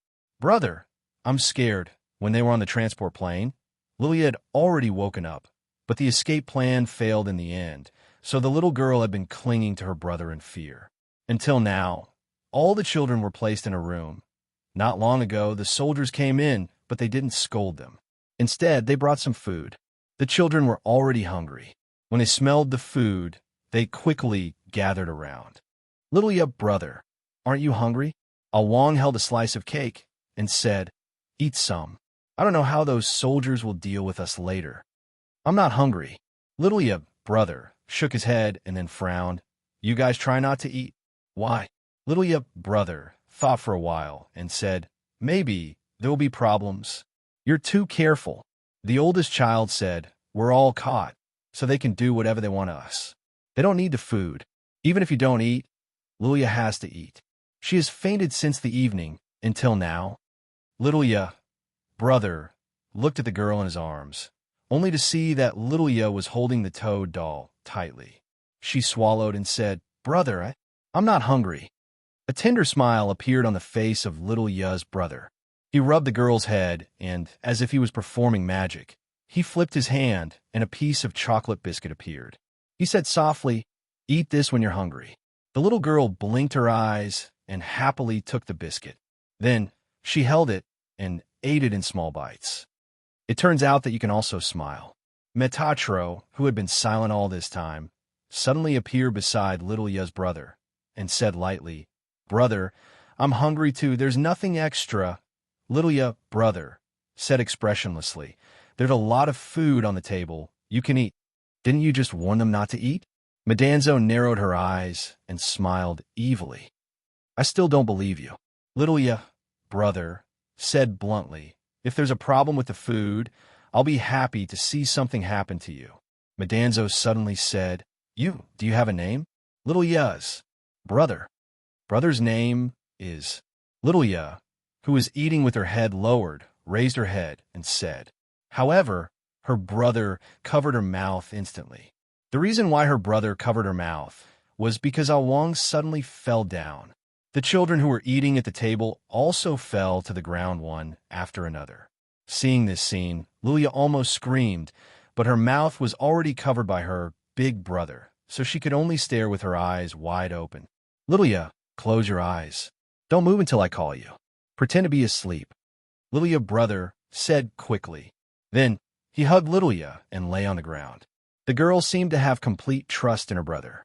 She really closed her eyes and lay motionless in her brother's arms. Medanzo blinked her eyes. She picked up a strawberry and tossed it into her mouth. Then she yawned and sat down on the table. Not long after, a few soldiers came into the room. After the soldiers looked around, they moved the children out one by one. This was a rather old stone room. All kinds of torture instruments were hung on the walls of the stone room. At this moment, Sister Serene was hung up in the middle of the stone room. She could only reach the ground by standing on her tiptoes. Behind her, a worker from the park was holding a whip in his hand. Sister Serene had been whipped continuously for more than 10 minutes. All the pain she had experienced in her life could not compare to this short 10 minutes. Her consciousness had even gradually become somewhat unclear. Her pale face was covered with large beads of sweat. The sweat that slid down from the back of her neck flowed past the scars caused by the whip, bringing her unforgettable pain. Beside her, Madame Marianne was sitting on a chair. She waved her hand, and the nurse who was waving the whip stopped. "Still don't plan to confess?" Madame Marianne said indifferently. "Why did you bring those children to hijack the transport plane? What is your purpose?" No purpose." Sister Serene raised her head with difficulty. "I said they were just naughty. They wanted to see the plane." "It doesn't matter if you don't want to tell me," Madame Marianne sneered. "Anyway, I have a lot of time, and this place is hidden enough. Slowly, you will find that the whipping is just an appetizer." Sister Selen's lips couldn't help but tremble. Then she saw the nurse behind her throw away the whip. Immediately, she took a pair of pliers from the wall and pried open her fingers. What do you want to do?" Sister Selene's breathing instantly quickened. The worker sneered. "Fingernails or fingers? Pick one." Seeing the pliers slowly move toward her fingertips, Sister Serene trembled and shook her head. No, don't, ah!" The blood-curdling screams lasted for more than 10 seconds before coming to a sudden stop. Sister Serene remained motionless, and her head hung down. "Director, she has fainted. Should I wake her up immediately?" Madame Marianne thought for a moment and said, "Lock her up first. I keep having a feeling that Phoenix wants to do something." You ask around. "Remember, you must be careful. The power of the Ghoul Knights is very strong. I'm not here with my true body. It will not be easy for me to deal with these Ghoul Knights." "I know what to do." The worker quickly nodded. After the worker left, Madame Marianne walked toward the unconscious Sister Serene. She reached out with her hand and pinched Sister Selene's chin. "Selene, holy maiden, Madame Marianne chuckled. Holy Maiden is the closest to a saint. But so what? With your current faith, can still be transmitted? She shook her head. No. Sister Celine's eyelids moved slightly, as if she had some consciousness. Madame Marianne immediately whispered in her ear, You have been abandoned by the saint. She has heartlessly abandoned all of you. Letting go of Sister Celine, Madame Marianne slowly retreated as if she was admiring a masterpiece and hid in the darkness. Freedom City, outside the Holy Maiden Conference venue. People had spontaneously gathered outside the venue, and the place was crowded like an ocean. The crowd was surging, but it was unusually quiet. The black crosses in the sky symbolized the disappearance of the Holy Maiden candidates, one after another. The number of Holy Maidens that people could choose to watch was extremely limited. Miss Celine, no, on the screen, the girl was covered in wounds. Her fingers were twisted, and her breathing was weak. When people saw this, it was like a sharp sword stabbing into their hearts. Anger and sorrow. Saint, can't you see it? These children, save them. What did they do wrong? What did they do wrong? Saint. Shouts erupted in the dead silence like huge waves. Half of the Freedom City seemed to be involved in a huge whirlpool of anger and sorrow, suffocating people. In the orphanage that wasn't allowed to operate, the forgotten children gathered in front of the only TV and cried. Don't cry. Don't cry. The little girl in red wiped her tears at this moment. But what can we do, pray? The little girl in red choked with sobs. Let's pray for Sister Celine. But, aren't we the descendants of sinners? Our prayers are useless. It's useful. The little girl in red gritted her teeth and said, It must be useful. Even if the saint can't hear us, it doesn't matter. I believe that Sister Celine will hear us. She definitely will. Kelly, the little girl on the other side, was stunned. Then, she took a deep breath and wiped her tears. Okay, let's pray. Two figures were desperately running up the stairs leading to the Freedom Square. They climbed up the last flight of stairs, and the entire Freedom Square came into view. However, the saint statue in the square had collapsed, and the surroundings were sealed.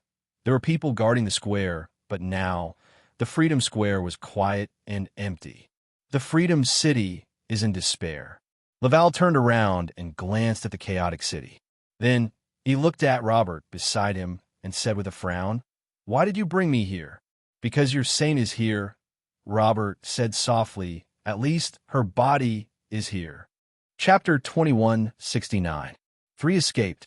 Inside the room, the kingdom's welfare officer narrowed his eyes. I'm sorry, sir. The soldier who came to report immediately lowered his head in panic. We were careless. We didn't expect the 3 children to not eat the food that was sent. When they were sent out, they slipped away when we weren't paying attention. Understood. The kingdom's welfare officer nodded indifferently. Send the rest of the children here. The soldier raised his head in confusion and saw Lord Phoenix taking out small black balls the size of pebbles from a box and arranging them on the table. This subordinate will do it right away. He quickly lowered his head and responded. Then, he hurriedly turned around and left. Those small black balls were ghost eggs used to hatch the evil spirit Titan. After the soldier left, a small round plate on the table suddenly projected a palm-sized light. It was a 3-dimensional image of another young man wearing a white military uniform. The third ghoul knight of the Kingdom of Ghosts. Phoenix, according to the detection, one of the leaders of the rebel army, Qing Tian, is riding the 5th Dawn armor deep into the kingdom. They will soon arrive at the 4th site of ruins. His Majesty has ordered that Qing Tian must be intercepted. Phoenix fiddled with one ghost egg after another unhurriedly, as though she did not hear anything. Phoenix, answer. You 3 ghoul knights and a large number of high-grade titans were dispatched. Yet, none of you were able to stop them. Is it difficult for me? Phoenix stopped. Right now, I'm just a welfare officer. I only have a few guards with me. What can I use to intercept them? I don't care what method you use. This is His Majesty's order. The third ghoul knight snorted coldly. Also, you better be more careful this time. Don't be sloppy. because His Majesty has departed from the royal city and will soon arrive at the fourth site of ruins. You see for yourself. The communication was turned off. His Majesty Katz is also... Phoenix frowned. Just one of the leaders of the rebel army. He also has a dawn armor that just appeared. Isn't this too? While she was in deep thought, the soldier who left returned. This time, in addition to the soldier, he also brought a few children. These two children were naturally very familiar with the layout of the campus dormitory. They were currently hiding in a room where food was stored, avoiding the soldiers who were searching for them outside. He believed that soon, not only the soldiers, but also the workers in the park would be included in the list of people to avoid. Lilia, don't be afraid. Brother comforted her gently. Lilia is not afraid. Lilia bravely clenched her small fist. I'm so scared. Madanzo wanted to come over. It's none of your business. Brother simply pushed him away. Madanzo shrugged her shoulders, and then her playful expression disappeared. Well, I think we have to part ways here for the time being. Big Brother frowned and asked, What do you want? Relax, Madanzo said indifferently. I don't intend to expose your whereabouts. I just want to find out what's going on with that silly Celine. As for you, I believe that you'll be fine. After all, you've disappeared in front of so many nurses. It shouldn't be difficult for you to hide from a dozen soldiers. Lilia Brother was silent. How could the workers in the park be the same as those soldiers? Come, this is for you. Madanzo turned her palm and stuffed something into Brother's hand. A feather. Yes, a feather. Madanzo smiled. I just plucked it. Original flavor. Brother was silent for a moment. What's the use of it? Generally speaking, it's useless. Madanzo blinked her eyes mysteriously. But might bring about a miracle. It's a lucky charm. Don't lose it. Lilia's brother frowned and threw it on the ground. Madanzo could not help but sigh. She bent down and picked up the feather. She blew on it and patted it. Then she solemnly handed it back to Brother again. It's a token of my appreciation. Don't spoil me like this. Brother hesitated for a few seconds this time, and then put away the feather. Seeing this, Madanzo said no more. She quietly opened the door and walked out. Seeing this, Brother raised her head and looked at Brother. Brother, this person is so weird. Brother thought for a while and said, He shouldn't be a bad guy. Brother, can we escape? Brother thought for a while and said, We need to make some chaos. It's better if it's big. As Brother said, he began to look around the room used to store food. His eyes soon locked on a row of wine bottles. Ring. Out of the corridor, an extremely ear-piercing bell suddenly rang. Madanzo, who was walking in the shadow, was startled. After a while, she realized that it was the fire alarm. He quickly poked his head out of the window and saw thick smoke billowing out from the corner of the dormitory building, and the room where the smoke came from was already lit up. Is it the room just now? Madanzo couldn't help but blink. She understood. It's true that you're a naughty kid. However, it seemed that the entire dormitory building had become active at this time, as if benefiting from the fire. A large number of children woke up from their sleep. Because they were not sure if the fire would spread, the nurses on each floor had to disperse the children in the building. This was not a drill, so the scene was extremely chaotic. Even though I know that you're trying to escape, but perhaps, Madanzo thought to himself as he blended into the crowd. You're also planning to help me. Even so, Madanzo had no idea where Sister Celine was at this time. Then let the fire burn more fiercely. Bang! In the fire alarm, a loud noise broke the silence of the night. On the path outside the dormitory building, Xiaoya's brother, who was walking quickly with her, turned back subconsciously. At the dormitory building behind him, there was another loud noise at this time, followed by an eruption of flames. This was not set up by him. Little Ya's brother opened her mouth subconsciously. She had a vague feeling of who was the initiator of the two explosions later on. Brother, what's that? He looked in the direction Xiaoya pointed. In the distance of the night sky, there was a flash of light approaching, fast approaching. Director outside. I see. In the office, Ms. Marianne's face was slightly gloomy. She looked at the woman who bumped into the door and frowned. Do you know the origin of the explosion? I don't know yet. What about the welfare officer? Ms. Marian asked again. I didn't have time to check. The woman quickly said, but they should have evacuated. Director, let's leave first. We don't know where else will be on fire. Madame Marian nodded her head, but her expression became increasingly gloomy because the matters that happened tonight were practically not within her control. A series of accidents completely disrupted her rhythm. At this moment, the phone in the office rang. Ms. Marian frowned and picked up the phone. Then she heard the sound. It was from the monitoring room. Director, we've detected something approaching us at high speed. Another accident. Ms. Marian's face became gloomier. What is it? I don't know, but it's very fast. The voice from the monitoring room sounded anxious. It's about to hit. As soon as the words were said, a ray of light lit up outside the office window, and then a loud noise sounded. The whole building shook violently. On the field, hundreds of children who were evacuated because of the fire, as well as the caretakers of the park, looked at the main body of the dormitory building in horror. At this time, the whole building was split in the middle, and a huge thing was lying in the crack. It was this thing that fell directly from the sky. It didn't move. Dust was still flying in the air.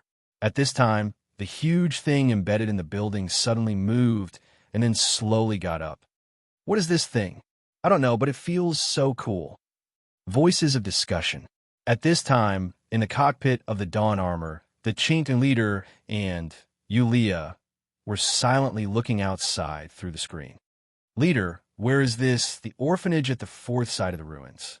The Chinkton leader was silent for a moment, then said in a deep voice, the country of ghosts, one of the facilities used to cultivate titans. Titans? Those spider monsters? Senior sister, Yulia, couldn't help but be stunned. That is to say, the children below are all used to... She remembered the child inside the spider monster that she killed in the beginning. It's something called a ghost egg, and it rots through the human body.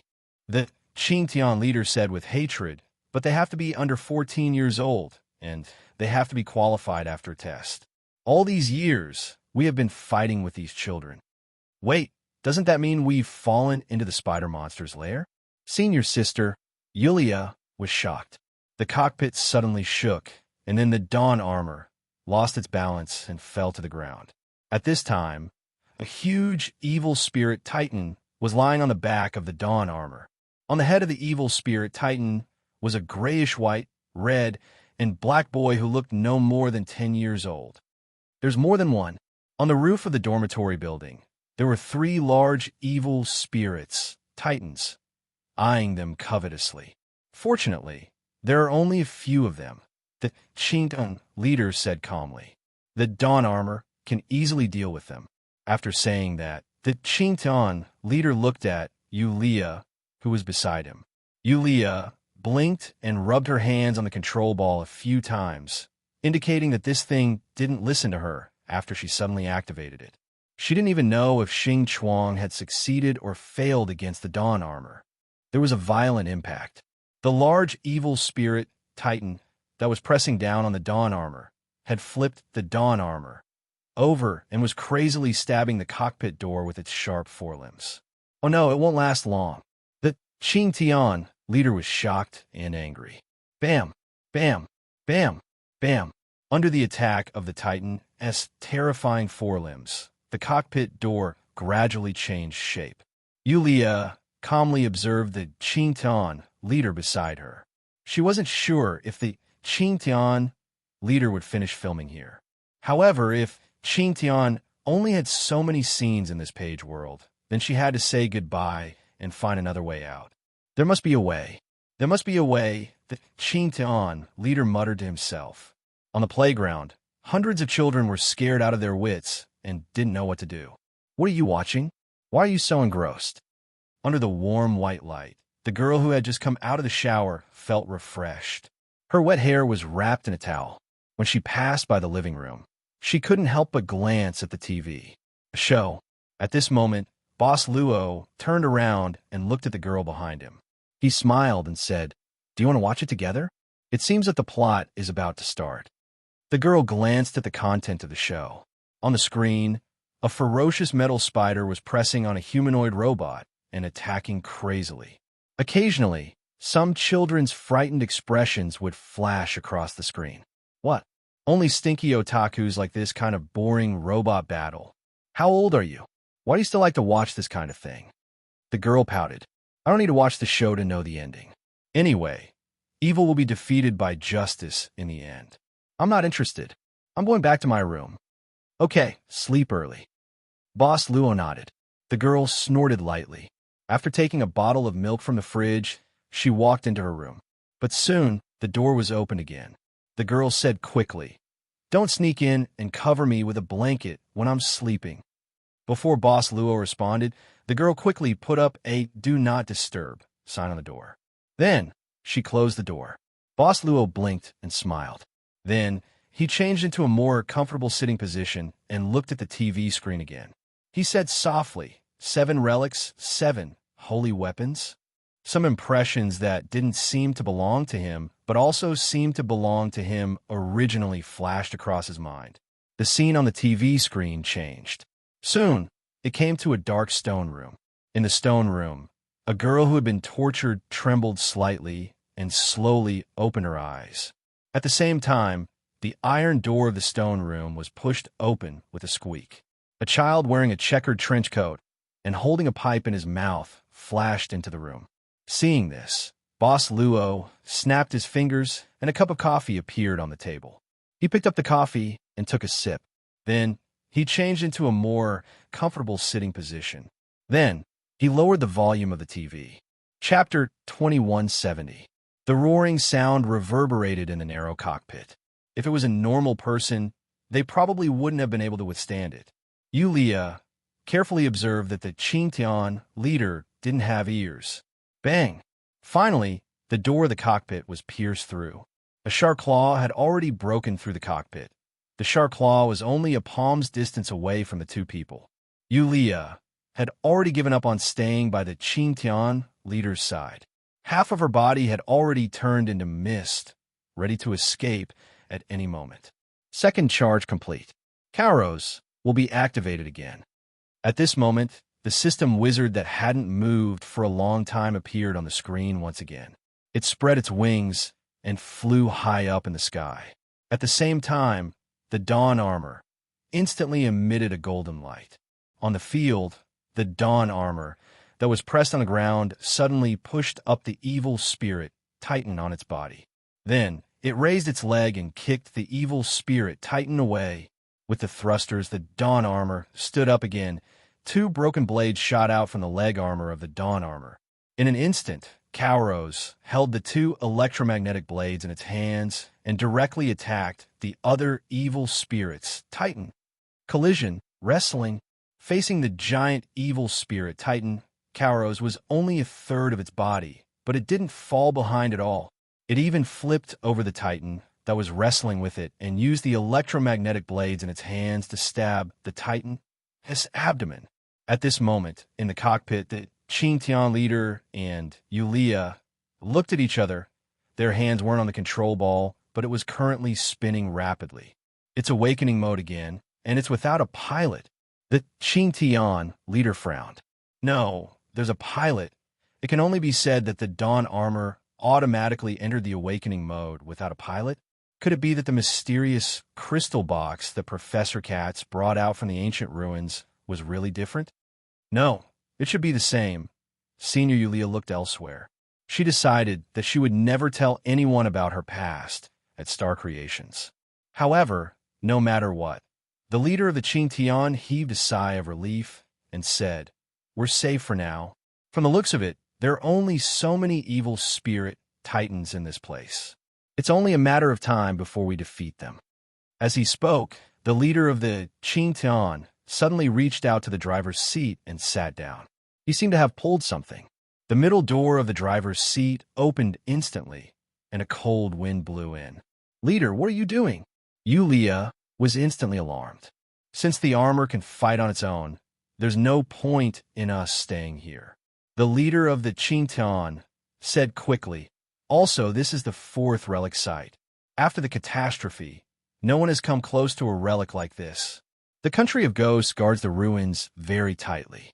If it weren't for the war armor's crazy advance in the state of awakening mode, which made the country of ghosts unable to react in time, I'm afraid we wouldn't have come here so easily. So, the ghosts came out of the relic. The leader of the Qingtian took a deep breath and said, if we hadn't discovered the relic, humans wouldn't have almost disappeared. Since the ghosts were originally sealed in the relic, maybe there's a way to seal them again. As he spoke, the leader of the Qingtian jumped out of the driver's seat and landed on the ground. Then, he quickly ran toward the dormitory building. Follow him. Yulia also floated out of the driver's seat without thinking. Only the Dawn War armor, with its door wide open, was left to deal with the 4 giant evil spirit titans. It should be an activity room. Sister Selin opened her eyes with difficulty. She was sitting against the wall. Not far away, Medanzo was drinking water from the water dispenser. He came to Sister Selin with a paper cup in his hand. The nun subconsciously wanted to catch the blanket, but when she raised her hand and moved her fingers slightly, a bone-piercing pain instantly flooded her nerves. Sister Celine broke out in cold sweat, and her face contorted in pain. Her hand, all 10 of her fingers, most likely all of the finger bones, have been shattered. Don't move. I'll feed you. Medanzo said softly. You are a strong child. Listen to me. Try not to think about your fingers. It will only make you feel more pain. My back is also in pain, Sister Selin said weakly. Medanzo did not say anything. He only brought the cup to Sister Selin's lips. When he rescued her from the stone room, the girl's back was badly mutilated. But just as she took a sip of the water, Sister Selin coughed violently. The whole cup was dyed red by the blood she coughed out. What happened? Medanzo could not help but frown. Did the headmaster hit you with a blunt weapon? No. Sister Selin shook her head. Whip, pliers, and a needle. Needle? What needle? I don't know. It seems to have injected me with something. It's so cold. Medanzo quickly pressed his finger on Sister Selin's carotid artery. His frown deepened. Why? Why did it suddenly turn dark? Did you turn off the light? Medanzo opened his mouth and waved his palm in front of Sister Selin's eyes. Sister Selin did not respond. He was silent for a moment and tried to speak softly. There's a power outage. There seems to be a fight outside. They probably broke the power line. No wonder it's so dark. Sister Selin said weakly. It's so noisy. Don't talk first. Medanzo lifted Sister Selin's arm and put it on his shoulder. He helped her up. Your wound needs to be treated. I want to find a place to stop the bleeding. As if he felt that they could not walk quickly, Medanzo simply carried Sister Selin on his back. Sister Selin could feel it, but she did not have the strength to speak. She could only lie on his back. It's so dark. The feeling of not being able to see anything was so scary. She could not help but use all her strength to hug Medanzo's neck. Sister Selin, there seemed to be someone calling her. In the extreme darkness, her hearing became sharper. It seemed to be Kelly's voice from the orphanage. But soon, Sister Selin felt that it was an auditory hallucination caused by her injury. Kelly, the orphanage's children, how did they end up in this strange and dangerous strange world? Sister Selin, I really want the children to go back and belong to me. Wake up, Sister Selin. Wake up. Don't sleep. Don't sleep. I am so cold. Think of something. Think of something. Anything is fine. Just think of the Holy Maiden. Imagine yourself becoming a real Holy Maiden and bathing under the radiance of the sage. Isn't that your dream? Once upon a time, but Sister Selin's voice whispered into Medanzo's ears. But what? He just wanted to talk to her and keep her awake. Anything is fine. Sage doesn't like me. How is that possible? Medanzo quickly said, as long as it's a sage, there won't be anyone who doesn't like you. Believe me, I like you very much. Sage doesn't like me, Sister Selin said dreamily. Last time, during the last ceremony, when the sage looked at me, he didn't like me at all. Not at all. I must be unqualified. Last ceremony? Medanzo frowned and said with a deep voice, that so-called sage is just what did you say? I I can't hear you clearly, I said. Madanzo took a deep breath. You will definitely become a holy maiden. Thank you. Sister Selin said softly. Mr. Asakes also said the same thing. But I think I might have to disappoint you. Selin. I'm fine, but I can't hold on for long. In a corridor, Madanzo suddenly stopped and turned around. His face was almost touching Sister Selin's face. He felt the gentle breath and sighed. Believer, just give me one. Those bastards from the palace of blazing angels. They didn't leave a single one after eating me up. I'm so angry. A huge black shadow suddenly shrouded them. Madanzo subconsciously looked out of the corridor window and saw a huge evil spirit, Titan, smashing toward them. Boom! The dormitory building was smashed into pieces again. Blazing rays of light shot out from the mouth of the evil spirit Titan. Not only the field, the entire park was engulfed in flames. Amidst the endless sparks, the two giant evil spirits, Titan, had lost their ability to move. The Dawn Armor. Kauros was still fighting against the remaining evil spirit, Titan. On the ground, some figures had fallen. Big ones, small ones.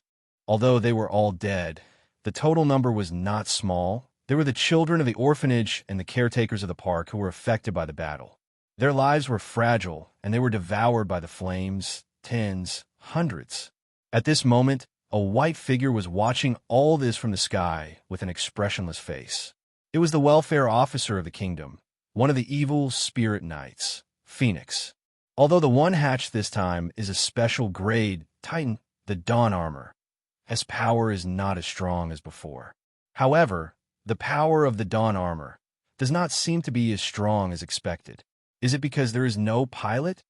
Observing the movements of the fifth Dawn Armor, Phoenix easily saw the cockpit in the middle of the armor. According to the information, the leader of the resistance, Fairski, drove the armor all the way into the depths. Where is he? Could it be? Suddenly, the evil spirit knight of the kingdom seemed to have realized something. He frowned and flew toward another building. The moment he landed, the welfare officer of the kingdom turned his hand toward the back of Dawn Armor, Kauros, and shot out a dark red ray of light from his palm. It was a sneak attack, and it instantly broke through the rear thrusters of the armor, causing Kauros to lose its balance. Soon, the two evil spirit, Titan, crashed into Kauros and pushed Kauros away. The welfare officer of the kingdom casually glanced at the scene and then walked into the building. She remembered someone saying that this was the final radiance of the setting sun. Sister Selin felt that she had regained some strength. Her hands back. Even the pain in her body seemed to have lessened by quite a bit. However, her surroundings were still pitch black. Madanzo? She called out, but there was no response. At that moment, she suddenly felt weightless. Then something fell and her body was thrown away. She didn't know what happened. Sister Selin crawled up with difficulty. She reached out her hands to feel her surroundings and slowly moved forward. Faintly, she seemed to have heard a soft crying sound. It was getting closer and closer. The crying sound. Who is there? Who? At that moment, Sister Selin felt something pouncing on her and hugging her waist. It seemed to be a child. Sister Selin instinctively stroked the child's head and said softly, "Don't be afraid. Don't be afraid. I'm here. I'm sorry. I shouldn't have disobeyed you. I'm sorry. It wasn't Madanzo's voice. It was a little girl's voice. Don't be afraid, Sister Selin said softly. This little girl was unable to escape from the dormitory building in time during the explosion due to the chaos. Because she was scared, she hid in the corridor. Now, most of the dormitory building had collapsed. The little girl could only be trapped in the building. What's your name? Sister Selin asked softly. Miss Selin, my name is Shah. The little girl wiped her tears and replied with a sobbing tone. Sister Selin patted the child's head and asked curiously, Shah, you know me? Yes, I know you. The little girl nodded. You are the new caretaker, miss. A few days ago, when you were giving out food, you accidentally spilled the food. Shah was also in the cafeteria at that time. She saw it. That's why she remembered. I am quite clumsy sometimes, Sister Celian said self-deprecatingly. This child should be about the same age as Kelly and the others. She rubbed the tear stains on the little girl's face and then hugged Sha. She had already explored the surroundings. This was most likely a completely collapsed space. There was simply no way out, let alone a way out. Even the air was gradually running out. Sister Celian, I am so sleepy. Sha, don't talk. Dee, breathe a little softer. Don't be afraid. Someone will come and save us. Really? Really, maybe? Sister Celian gently cupped Sha's face. She could not even look at her. She knew that the child's eyes must be filled with fear. Really? She said with incomparable determination. That's great. I really want to eat borscht. Sha leaned in her arms. Sha loves borscht the most. But Potter, he always wants to snatch it from Sha. I hate him the most. Maybe he likes you a lot. That's why he made you unhappy. I don't like him. The little girl's voice gradually weakened. Sha like Xiaoya's brother. Shaking her head, Celian could not help but sigh. However, at this moment, the surroundings were still trembling. She could not help but worry that this space would collapse at any moment, and they would be buried here. Soon, this worry became a reality. She could already feel the gravel beginning to fall on her body. She could not just sit there and wait for death. She shook Sha in her arms, but saw that Sha had no reaction. Sister Celian was so frightened that she quickly helped the child up. At this moment, she felt that her palm seemed to have touched something wet. It's blood. There was a wound on Sha's abdomen. Celine felt that her palms were sticky blood. Why did I only notice it now? She could not see. She knew. She did not believe Madanzo's words that the power was cut off. She really could not see. She just did not want to make Madanzo worry. But why did she only notice it now? Sha, save her. Save her. It's okay. It's okay. I will get you out now. Get you out. She struggled to get up. Without thinking, she threw herself to the side and hit her head on the stone floor. However, she did not cry out in pain. She even began to use her almost crippled hands to dig at the rubble in front of her. Even the slightest movement caused a suffocating pain. It was as though she was possessed. We can get out. We can get out. Sha, why can't we dig it out? Why can't I dig it out? Her cracked fingers left crisscrossing trails of blood on the sharp tiles. Sister Celine broke down and cried loudly. Behind her, there was a small life that was slowly fading away. Saint, please listen to my prayer. In despair, the nun lady clasped her broken hands together and placed them before her forehead. It's fine if you don't like me. It's fine if you hate me. But here, there is a life that needs saving. Saint. Only her voice echoed in this small, collapsed space. But in this strange and dangerous time, she could not even pray. Her consciousness was gradually fading away. She could not even maintain her posture of praying and fell to the ground. Sister Celian, I heard the voices of the children in the orphanage again. Sister Celian, I want to go back. I want to go home and leave. Saint, please listen to me. For the last time, Celian. In the darkness, a speck of light flickered in front of her. It seemed to be the light of her dream, the light of the holy maiden ceremony. She wanted to reach out and grab it. However, it was very far away. Celian, are you willing to believe in me? Belief, it seems. I seem to have heard this voice somewhere before. Madanzo's voice? That's right. If you believe in me, you can save this child. However, if you believe in me, you will have to give up your original belief. You know what this means. This means that you have betrayed the saint of the free cities. You have betrayed everything from your birth until now. You will become a blasphemer. Even if you believe in me, you will not be able to become a petitioner or even a God's chosen. You will be labeled as a traitor for the rest of your life. Blasphemy, that's right. Changing your belief means that you have abandoned the saint of the free cities. It means that you have given up everything, your will, your spirit, your soul. You will not even be accepted by the Holy Light Kingdom. You will forever lose the qualifications to return to the Pure Land. However, If you persist in not changing your belief, you will even be able to ascend. That is because even before death, you will be unwavering. You will be accepted by the true heaven. You can save Sha. I can only save you. Even if you believe in me, with my strength, I can only save one. Then I'll leave it to you. You must save her. She extended her hand to grab the distant light that was emitting a faint light in the darkness. She was about to grab it. However, the faint light seemed to be hesitating. It flickered and moved away slightly. Have you thought it through? Have you really thought it through? For a strange child, she might not even thank you.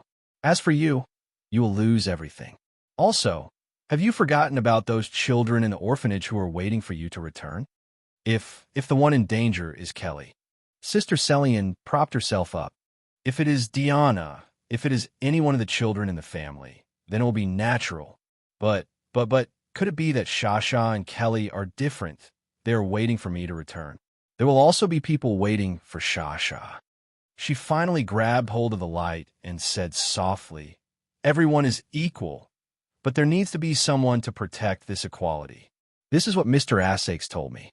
It is what the sage's sayings said. I feel that, even if he is just spouting nonsense, it is actually quite good. Metatron, my name is Metatron." Then she held the faint light in her heart and murmured, "I believe in you. I offer you everything I have, Metatron." In a split second, somewhere deep within the dormitory building, a huge radiance suddenly shot up into the sky. "I believe in you. I offer you everything I have, Metatron." The voice of that young girl rang out like the wind in the free city. It was a voice that caused the entire free city to sink into a huge silence. Celian, this is not. Sinner, she is a sinner. How could this be? Sorrowful voices instantly sounded like a wave. The people knelt on the ground in grief. She is not wrong. Amidst the sound of the waves, a weak voice of resistance abruptly rang out. It caused the people in the surroundings to look over in shock and fear. "Celian, you are not wrong," the weak voice of resistance said for the second time. It even sounded stronger. "You are not wrong." Chapter 2171. The red flames illuminated a large area of the night sky. Sparks could be seen moving about amidst the blazing heat. On the small path of the park, the brother and sister who wanted to escape from the orphanage were panting as they ran. "Big brother, many people died.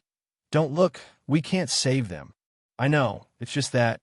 Right at this moment, Little Ya's big brother suddenly pulled Little Ya and stopped her.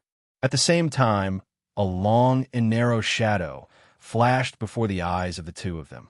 A crackling sound was heard. What appeared before their eyes was a long and thin leather whip. A very, very long leather whip. Little Ya's big brother immediately frowned and stared at the end of the leather whip. At the end of the whip, a figure was slowly walking out from the shadows of the night sky and the flames. Director. After Little Ya, who was hiding behind her big brother, saw the appearance of the person who came, she couldn't help but grab her big brother's clothes and completely hide behind him. Little Ya's big brother had a grave expression on his face. The moment the director walked out, his expression changed into one of overjoyed. "Director, it's truly great to be able to see you. We are saved." At this moment, the director, Madame Marianne, said with a faint smile on her face, "Is that so? Did the two of you really think that way?" Little Ya's big brother acted as if he didn't understand the hidden meaning in her words. He quickly took a few steps forward and said, "Director, my younger sister and I know that we were wrong. We won't hide anymore. Please save us." Madame Marianne raised her hand, and the long whip on the ground instantly coiled around Little Ya's big brother's neck like a dancing viper. The whip coiled around and pulled Little Ya's big brother toward Madame Marianne. Madame Marianne casually grabbed Little Ya's big brother by the collar. "Director, what are you doing?" Little Ya's big brother revealed a frightened expression. "There's no need to act," Madame Marianne said indifferently. "Since you call me director, you should know that I am very familiar with the children in the park, and I am also familiar with you. All along, You have been the most outstanding person in all aspects. For you to reveal such an incompetent appearance is a mistake. Shall you run? In an instant, little Yu's brother screamed. At the same time, he tore his clothes with both hands. Several steel needles shot out from the torn clothes. This was an almost face-to-face attack. The needles were shot directly at Madame Marianne's face. One of the steel needles pierced directly into Madame Marianne's left eye. She shouted at the same time, and Xiaoyu took the opportunity to kick Madame Marianne's abdomen to get away. The moment he escaped, Xiaoya's big brother immediately ran toward Xiaoya, grabbed her arm, and rushed toward the place where the fire was burning fiercely. Tried to escape? Madame Marianne's angry voice instantly rang in the siblings' ears. At the same time, something seemed to wrap around the siblings' legs. They instantly lost their balance and fell to the ground, unable to struggle free. Madame Marianne covered her left eye with one hand. There were still several striking steel needles stuck in her face. I still underestimated you, and I was too kind. She pulled the whip and quickly dragged the brother and sister who had their legs entangled by the whip towards her. With a sinister expression, she said, "I've already stayed in this place long enough, and I don't want to wait any longer. Since you guys still haven't entered the proper path, then don't blame me for destroying everything here." Suddenly, Madame Marianne took out a dagger and was about to stab Xiaoya.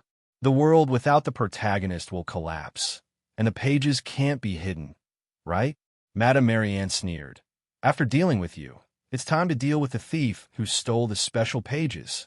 The dagger stabbed down, but Xiaoya's big brother directly stood in front of Xiaoya.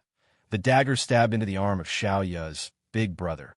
Blood flowed out from the eyes and drew a few blood lines on Madame Marianne's face, but she seemed to be unaware of it. "It's useless. It's the same if I kill you first."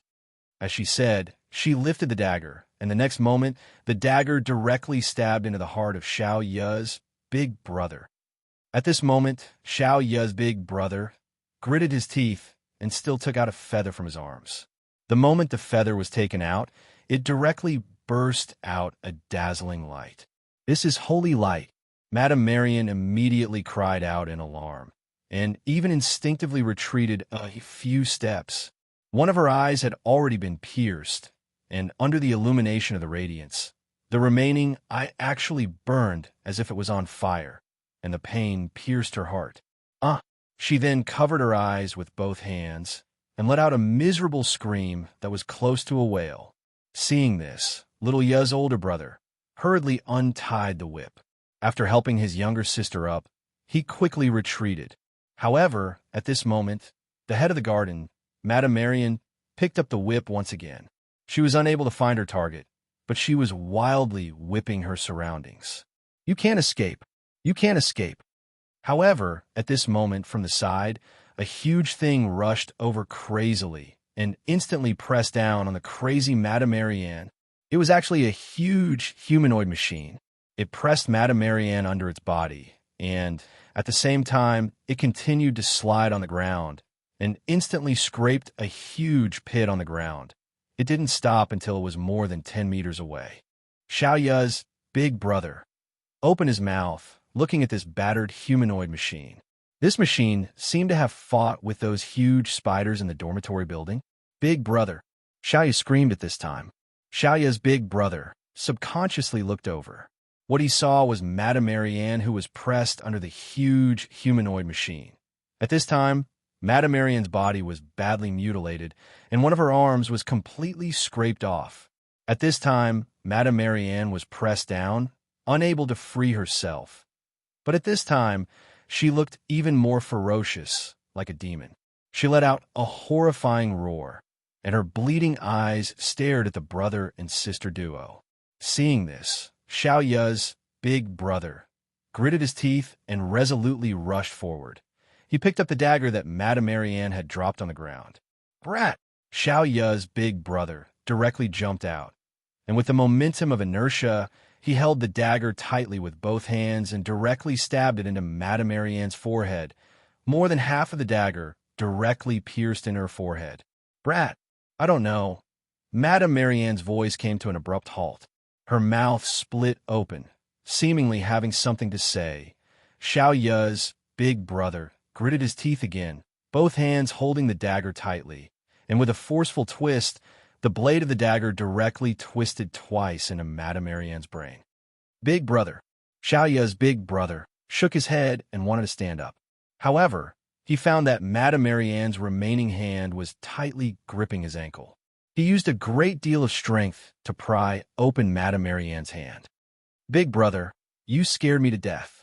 Xiao Yu's big brother used his clothes to wipe off the blood on his hand, but he was unable to wipe it clean.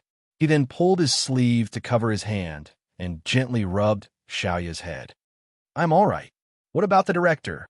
She should be completely dead. Xiao Yu's big brother lowered his head and glanced at her.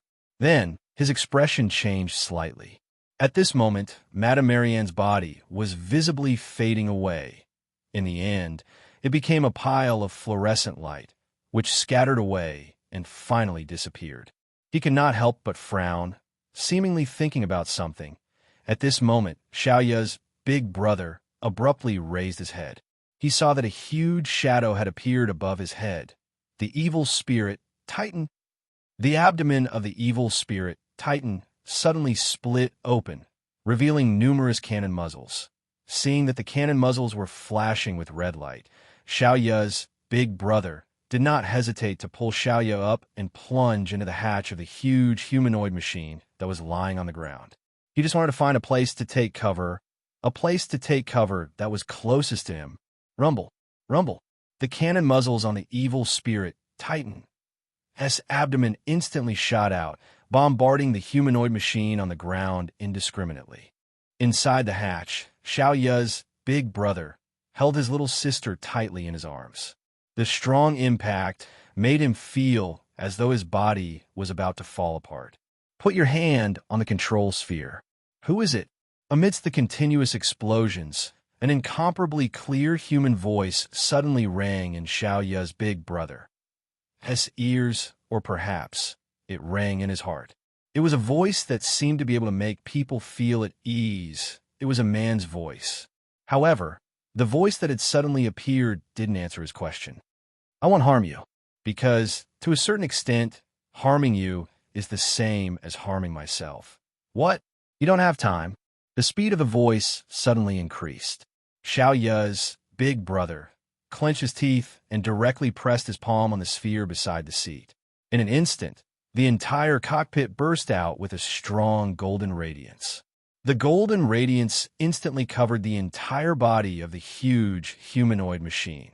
At the same time, under the cover of the golden radiance, the broken screen in the cockpit quickly repaired itself. A blue bird suddenly appeared with its wings spread out. Kairos has been activated again. The conditions for the ultimate awakening mode have been met. Awakened. As the blue bird's voice rang out, the gigantic humanoid machine instantly rushed into the sky. The thrusters on its back had been restored, and even 6 fixed light wings had been ejected. The armor on its body was flowing with golden light. At this moment, the evil spirit Titan on the ground raised its head and instantly opened its terrifying mouth.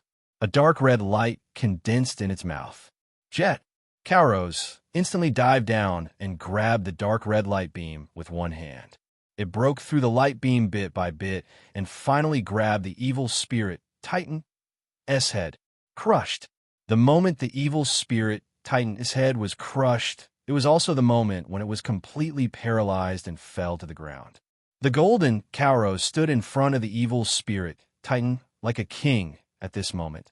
Kairos slowly opened its palm, and shockingly, there was an unconscious child lying on its palm.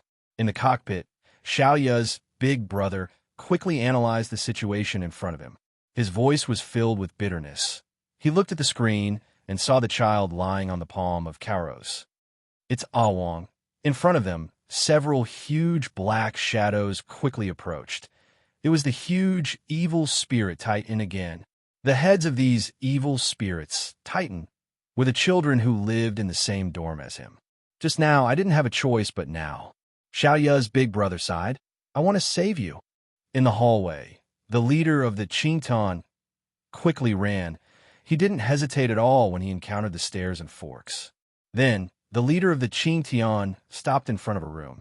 Yulia had already caught up. When she saw the leader of the Qingtian kick open the door, she blinked her eyes. However, the leader of the Qingtian directly walked into the room. In front of her was an office, and the leader of the Qingtian was looking for something in the room. "Leader, what are you looking for? Tell me, I'll help." "The entrance to the ruin is here." The leader of the Qingtian didn't turn his head and said, "There should be a mechanism to open the entrance here. You should also look for it." "Leader, you seem to be very familiar with this place." Senior Yulia didn't move at this time. Instead, she stared straight at one of the leaders of the human resistance army. The leader of the Qingtian said indifferently, "Not only this place, but I've also removed all the facilities and layouts built on top of the ruin." Senior Sister Yulia couldn't help but be stunned. Ghosts like to eat humans, so they keep a large number of humans in captivity. The leader of the Qingtian said quickly, "The number of humans in the country of ghosts is far greater than the number of people in the resistance army's base camp. We have been sending radio signals to the country of ghosts to find the forces hiding in the kingdom who want to resist. After so many years of hard work, there will be some results." "So, this is the information of a mole?" Yulia was stunned. "Then, the mole of this place?" The leader of the Qingtian shook his head. "We haven't been able to contact him for half a year. I think he's probably dead." "Found him." The leader of the Qingtian quickly pushed away a painting hanging on the wall, revealing the dent on the wall. "It seems that we still need a key." The leader of the Qingtian frowned, but he didn't know what to do. "Let me try," Yulia suddenly said. As she spoke, she walked to the groove in the wall under the surprised gaze of the leader of Fersky. She reached out her hand and pressed it on the groove. Not long after, the wall moved away from both sides one by one, revealing the entrance of an elevator. "What's wrong with you?" The leader of the Qingtian looked at the woman in front of him suspiciously. "Oh, I can." Yulia smiled mysteriously and said, "There is no lock in this world that I can't open." "Well, the heart of man doesn't count." The leader of the Qingtian remained silent for a while. Then he walked directly into the elevator. "Huh, compliment me." Boom. The elevator had been activated, and it quickly went deeper into the ground.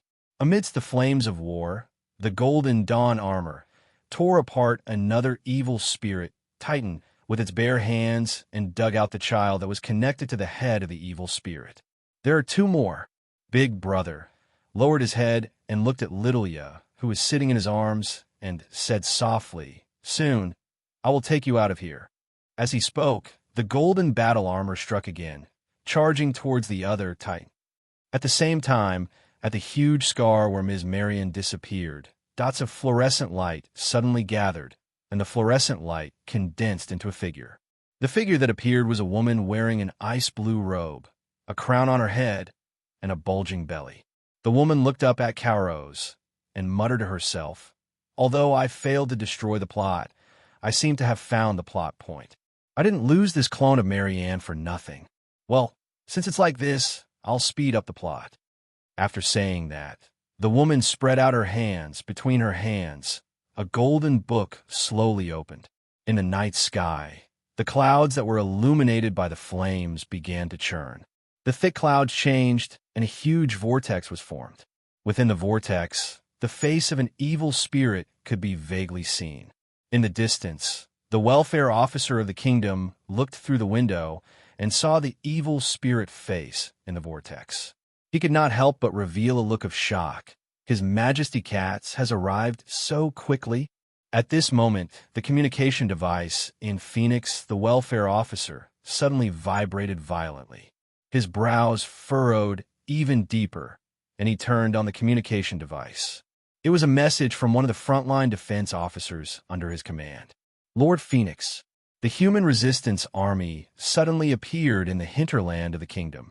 They are less than 20 kilometers away from your current location. Dawn combat armor. The human resistance army has mobilized all of their Dawn combat armor. There's also a large number of combat troops. They seem to want to fight to the death." News came from various places. The ruins suddenly shook violently. The reason is unknown. After reading the message, a violent tremor spread out from the underground of the park. The eyes of the welfare officer of the kingdom turned serious, and he directly took off his human skin to assume the appearance of the evil spirit knight. If you like Trafford's Buyers Club, please bookmark. Trafford's Buyers Club's new book, Page, is the fastest to update. Chapter 2172. As the elevator descended, the lights kept flashing on the two of them. Silence, until a sound of metal clashing rang out, and the elevator came to a stop. The leader of the Qingtian team and Senior Yulia walked out of the elevator and saw a huge stone door. "Have you been here before?" Senior Yulia suddenly asked. "Leader, is this the ruin that you discovered back then?" "It's the fourth ruin that was discovered, so it's called the fourth ruin," the leader of the Qingtian team said nonchalantly. "In fact, there's not much difference in the time between each ruin's excavation. Maybe there's something behind it." "What's inside?" Senior Yulia asked with a frown. "I don't know." The leader of the Qingtian team shook his head. "You don't know?" Back then, the excavation team had just opened the door. Before we could go in, strange things had already happened. The team members went crazy, and we had no choice but to leave. We only brought out a secret box of crystals. The leader of the Qingtian team shook his head. "What if there's nothing inside? If the ruin is useless, the evil spirits wouldn't have spent so much effort to build special facilities at each ruin." The leader of the Qingtian team suddenly frowned. "This door seems to have been opened not long ago. Someone has been here. The entrance is hidden in the director's office, so it's not strange that someone has been here." Senior sister Yulia shrugged and said, "If it were me, I would come here every few days to check. It's very normal." "Then, leader, can you open this door?"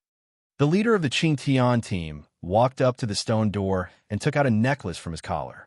It was a finger-long crystal polyhedron, and it was emitting a faint purple-red light. A series of rumbling noises sounded at the same time, and the stone door began to move.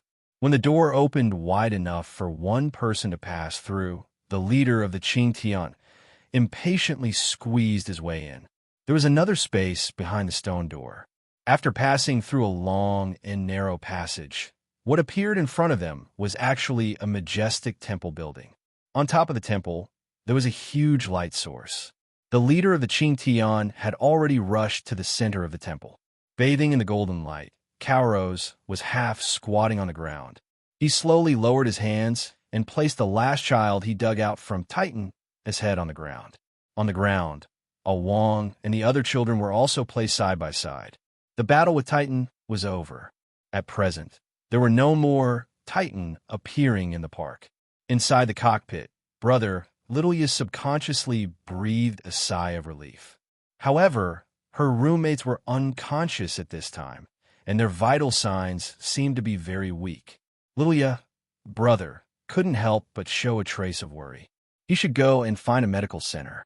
Although he didn't leave this enclosed park, he had tried everything in his mind. However, when he wanted to save people, Kauros, his hand suddenly shone on the children on the ground. His hand emitted a golden light that shone on the children. At the same time, the children's vital signs began to strengthen.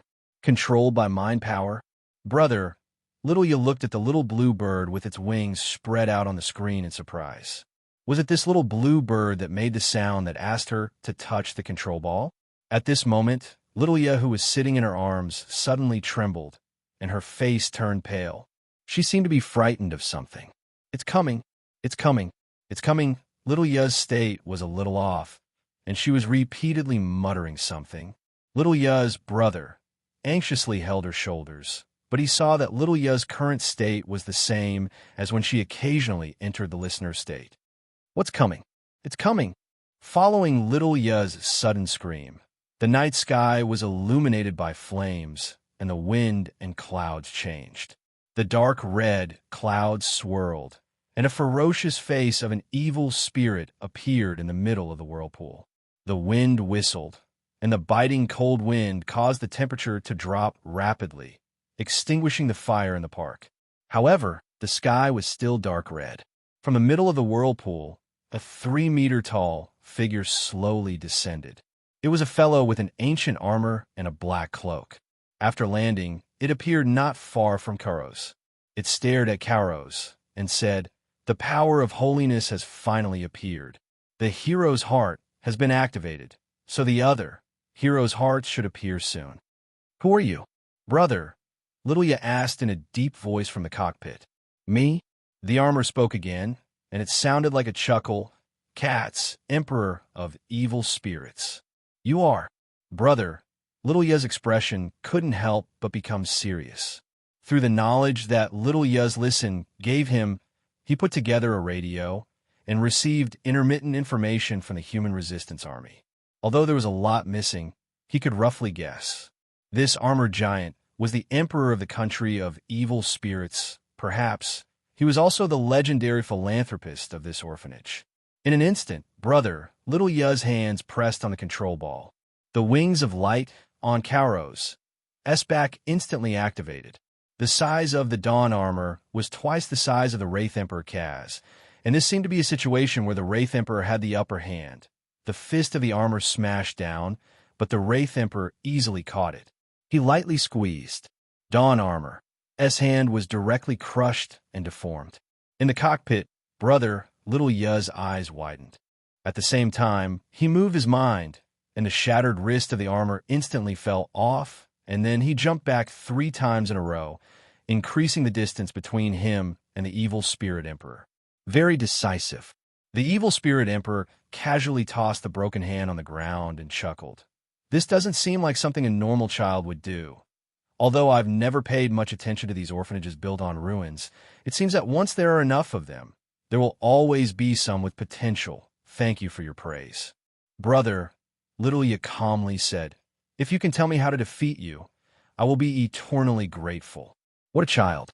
The evil spirit emperor seemed to find this interesting and changed the topic. "Submit to me. Do not think about resisting me. Submit to me, and I will make you the prince of the evil spirits.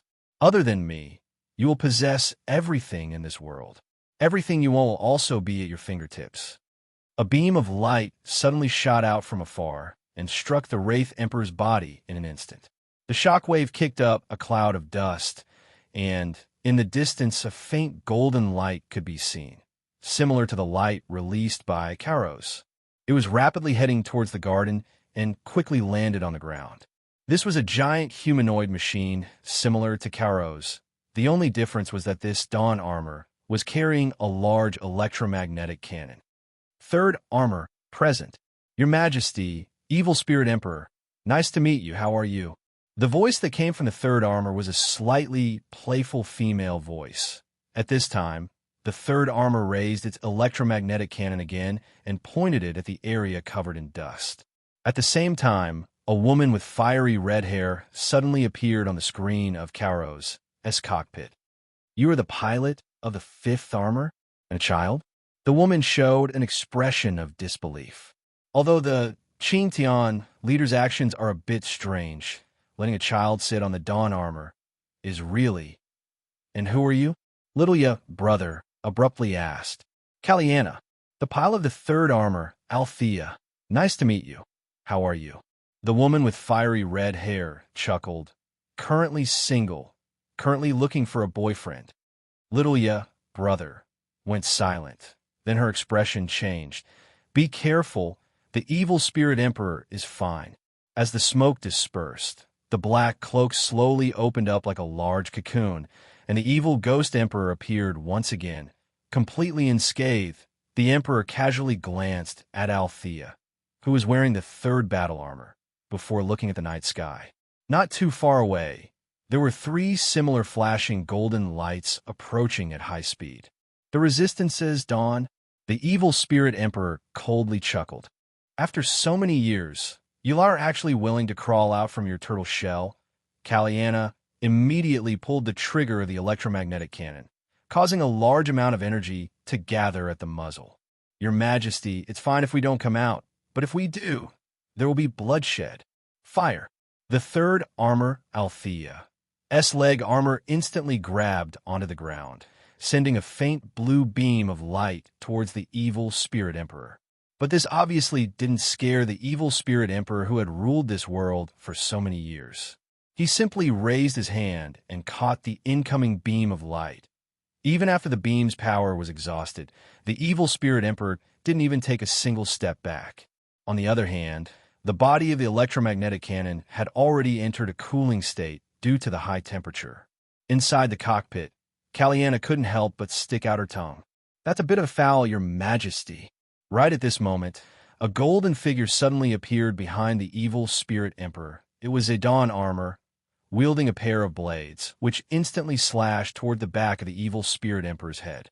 As the blades slashed down, the evil spirit emperor's black cloak suddenly fluttered. In the end, the blades only managed to tear the cloak apart, but the evil spirit emperor had already disappeared without a trace. At this point, he had already stepped into the air. At this time, inside Karo's cockpit, the screen split into two.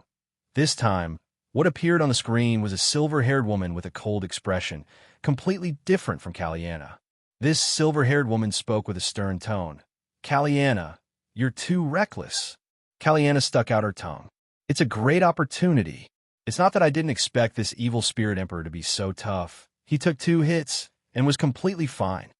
The silver-haired woman indifferently said, "If the evil spirit emperor was that easy to deal with, we would have already overthrown the ghost country's rule.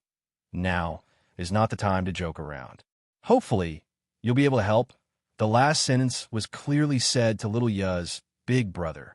As soon as she said that, the dawn armor, wielding the pair of blades, unfurled a pair of silver wings on her back and slashed towards the evil spirit emperor in the sky.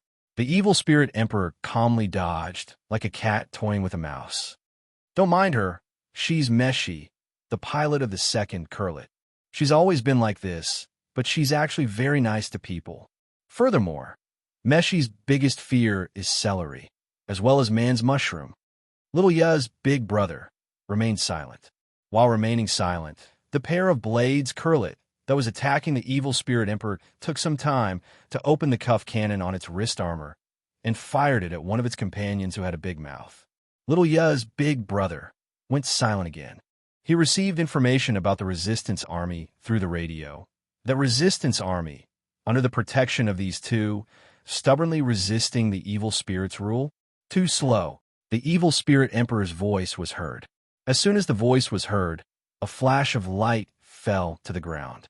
It was the second Curlet. At this time, the evil spirit emperor had already taken out a large black sword. After landing, Curlet wasn't damaged at all. It quickly adjusted its posture and retreated to the side of the third Althea. In the sky, the remaining 2 streaks of light had arrived. One of them was wielding a knight's spear, while the other was wielding a large silver sword. The one on the left with the spear is our big sister, Argonaut, as pilot Gamma. The one on the right with the large sword is Alpha, as pilot Reyna. Remember that, little friend. At the same time, the second Curlet moved again and stood in another position. At this time, the 4 dawn armors formed 4 corners, sandwiching the evil spirit emperor in the center.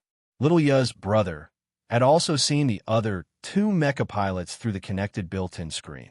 As the eldest sister of the 4, the woman named Gamma, in addition to being older, did not think that she gave people a calm feeling. As for the driver of the 4th battle suit, he gave people a gloomy feeling, and his bangs covered his eyes. The Wraith Emperor casually put the black greatsword down, looked around, and chuckled. It seems that once a hero's heart is awakened, it will quickly trigger a miracle. However, it's not enough to simply bestow the hero's heart on these pieces of scrap metal. Evil Spirit Emperor, this is the final attack of the humans. In the first war, the big sister Gamma raised the spear of the 4. "I'll play with you a bit." The evil spirit emperor instantly raised the large black sword in his hand. At this time, the dark red vortex in the sky madly surged. Within the vortex, figures began to appear one after another. There was the evil spirit Titan that had fought before. There were even larger than the evil spirit Titan. There were also the kingdom's evil spirit knights. They pierced through the clouds and descended, forming a black mass. Bang, bang, bang, bang. The moment the evil spirit country's army descended, a series of cannons appeared above the army of the evil spirit country. It was the humans' resistance army. The resistance army had finally arrived after the dawn armors. Hundreds of fighter jets and a huge warship galloped in the sky. Little friend, the war belongs to the adults. Wait for the right time and find a place, little friend. Where is he? The third pilot, Caliana, turned around and saw that the fifth Kairos had already disappeared. He already slipped away? Caliana quickly looked at the radar system in the cockpit and found that Kairos was already several hundred meters away and was still accelerating, dumbfounded. It's another page world that could destroy heaven and earth. In the corner of the broken dormitory building, a woman wearing an ice blue robe and a crown coldly sized up the fast-forwarded scene. She could not help but frown. The person who wrote the Book of Gaia is really, the woman shook her head. Her gaze fell on the 4 dawn armors and thoughtfully said, "These 4 women have also appeared in this world." According to the guide she had gathered from the Book of Gaia, each page world had 6 fixed characters. The female lead, the male lead, as well as Chintian, Kaz, Azure Bird, and Toad, Taramuru. However, in addition to these 6 fixed characters, a portion of the page world would also have these 4 women's characters appear. Caliana, Meshi, Gamma, and Renina. In that case, even if this page world is not a special page, it is still an extremely important page. The woman narrowed her eyes. I must obtain it. At this moment, the woman's expression suddenly changed. In front of her, there was the Wraith Emperor, the army of the Demon Kingdom, the last force of the human resistance. But in addition, there was a huge pillar of light that suddenly shot into the sky. The appearance of the pillar of light seemed to suppress the terror brought by the Wraith army in an instant. The illumination of the light brought about an unprecedented excitement. Within the huge pillar of light, a 6-winged angel was slowly rising up while carrying a young girl. This is holy light. How can this be? The woman's expression changed again and again. Under the illumination of the pillar of light, traces of black mist appeared on her face. My name is Metatron, the Prime Minister of the Kingdom of Heaven. The voice that sounded like a sigh was scattered with the wind. The Wraith Emperor, the army of the Demon Kingdom. The human resistance could not help but look at the huge pillar of light, looking at the 6-winged angel. The 6-winged angel looked at the sky and the world with pity. Then golden tears fell from his eyes, falling on the face of the young girl in his arms. At this moment, the young girl was no longer breathing. Only a smile of relief remained on her face. In an instant, the holy light, which was originally inspiring and warm, suddenly became like the light of hell. The young angel's 6 pure white wings were instantly dyed gray. The young man said softly, I am Metatron, the Prime Minister of the Kingdom of Heaven, but I can't even save a young girl. What's the point of me being the Prime Minister of the Kingdom of Heaven? Endless black feathers rained down from the sky. Chapter 2173. It was late at night. Only the light in the living room was on, and the shadows on the TV screen kept changing. Suddenly, what is this? Why did the angel come out? Is there something wrong with the scriptwriter's brain? Unknowingly, the girl suddenly appeared behind the sofa. She was holding 2 bags of potato chips and a 2L bottle of happy drink. She probably sneaked out of the room to look for food. Didn't you say you were going to sleep? Boss Luo turned around and asked calmly. I can't sleep. The girl shrugged and climbed over from behind the sofa. She sat on the other side of the sofa, crossed her legs, and opened the bag of potato chips, not caring that this unhealthy behavior would attract her brother's scolding. What's this show called? I don't think I've seen a similar introduction. The girl asked curiously. As an artist, self-proclaimed, and as a young girl who had once thought of making her own debut, she was quite familiar with film and television culture. But right now, she didn't have any impression of it at all. But what was being broadcasted at this time was probably a late-night restricted drama. My brother and I secretly watched late-night restricted TV shows in the middle of the night. What? I didn't think too much. The girl blushed and continued to eat potato chips. Boss Luo smiled. I don't know, I just saw it when I opened it. Oh. The girl nodded casually.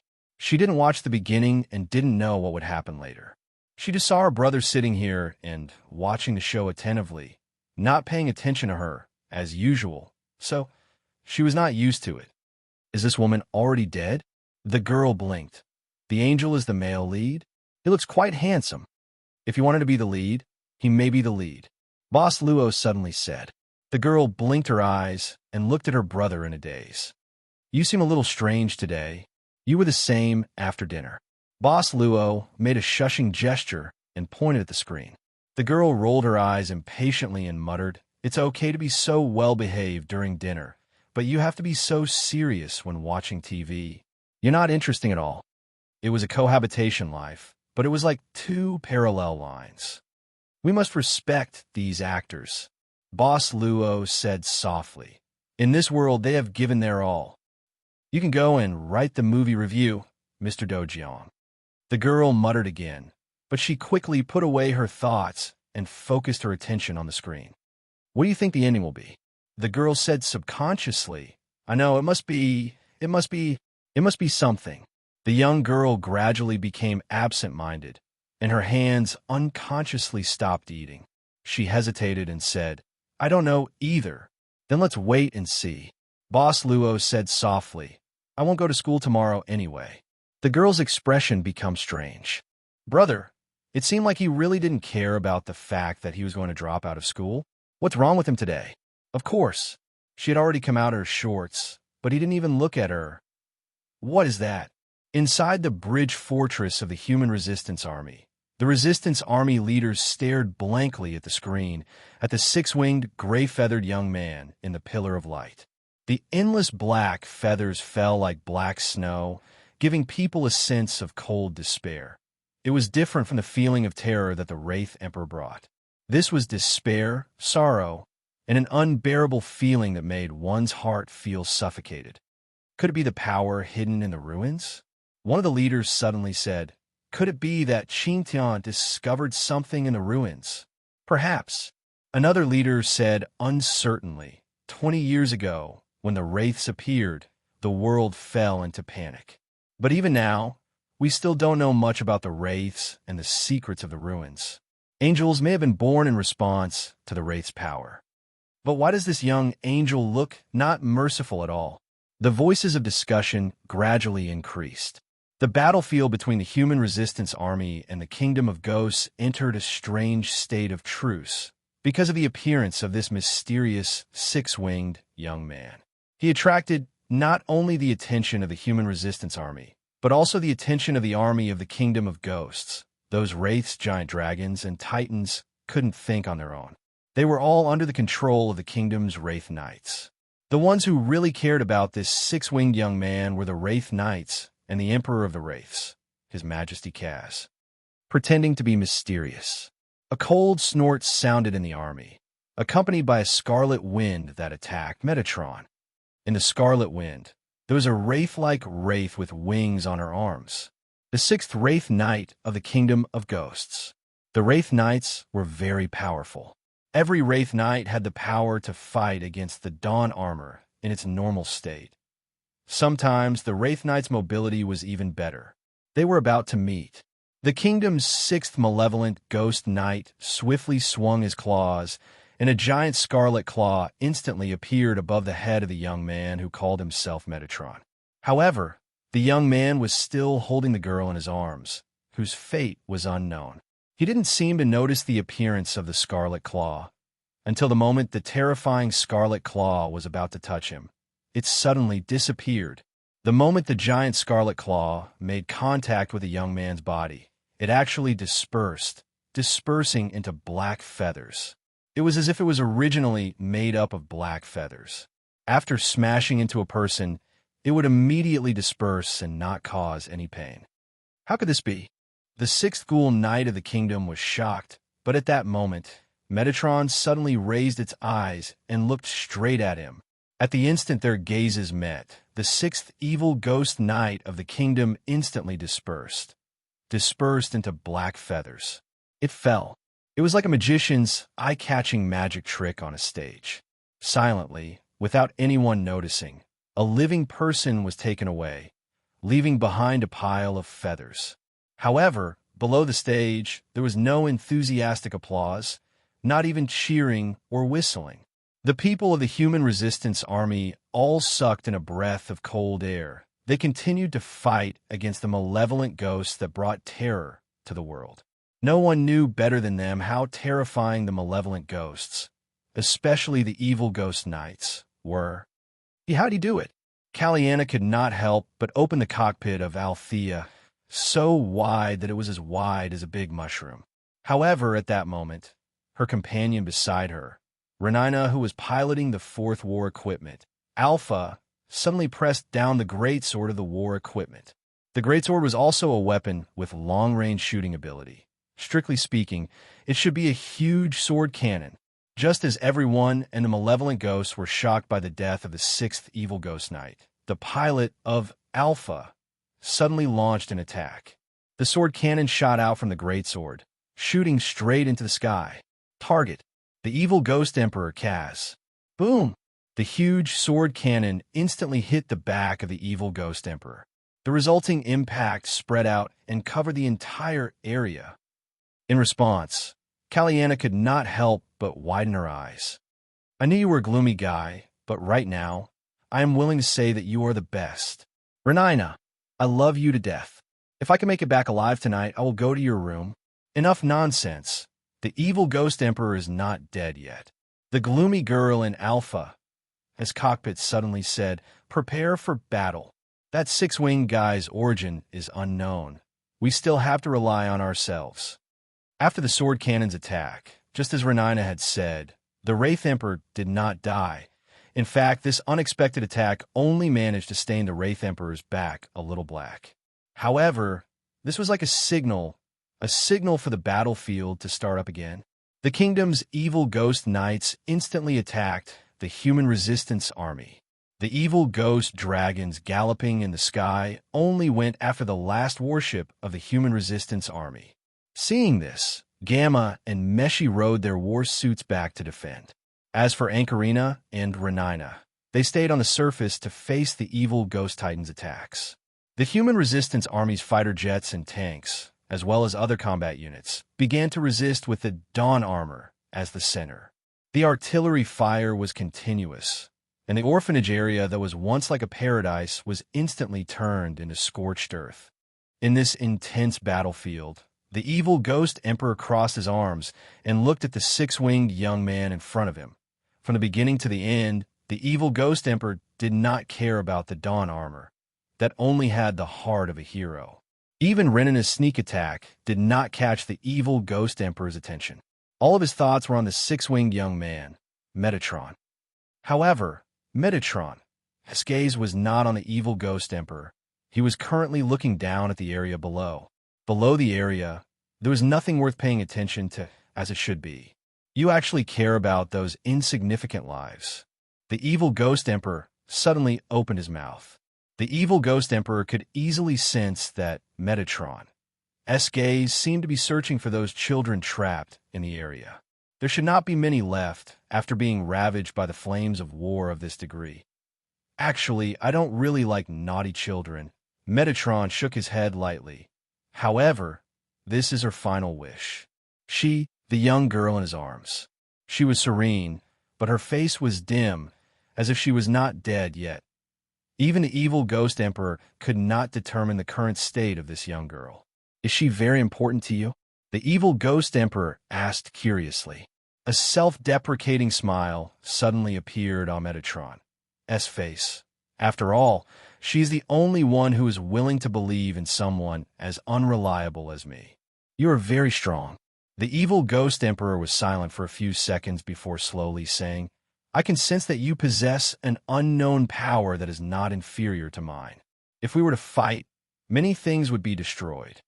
Indeed, a self-deprecating smile appeared on Metatron. His face once again. The current me is actually said to be just not inferior to you. The evil ghost emperor was silent again. He could not figure out the origin of this six-winged young man.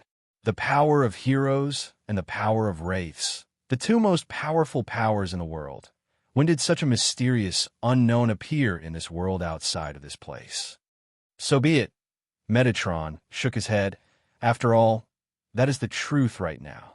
It is good to see the situation clearly, the evil Ghost Emperor said indifferently. High-level powers make it easier to rule. There is no need to destroy things that are easily obtainable just because of fighting. I'm not a god of destruction. I can share this world with you. That is true, Metatron said faintly.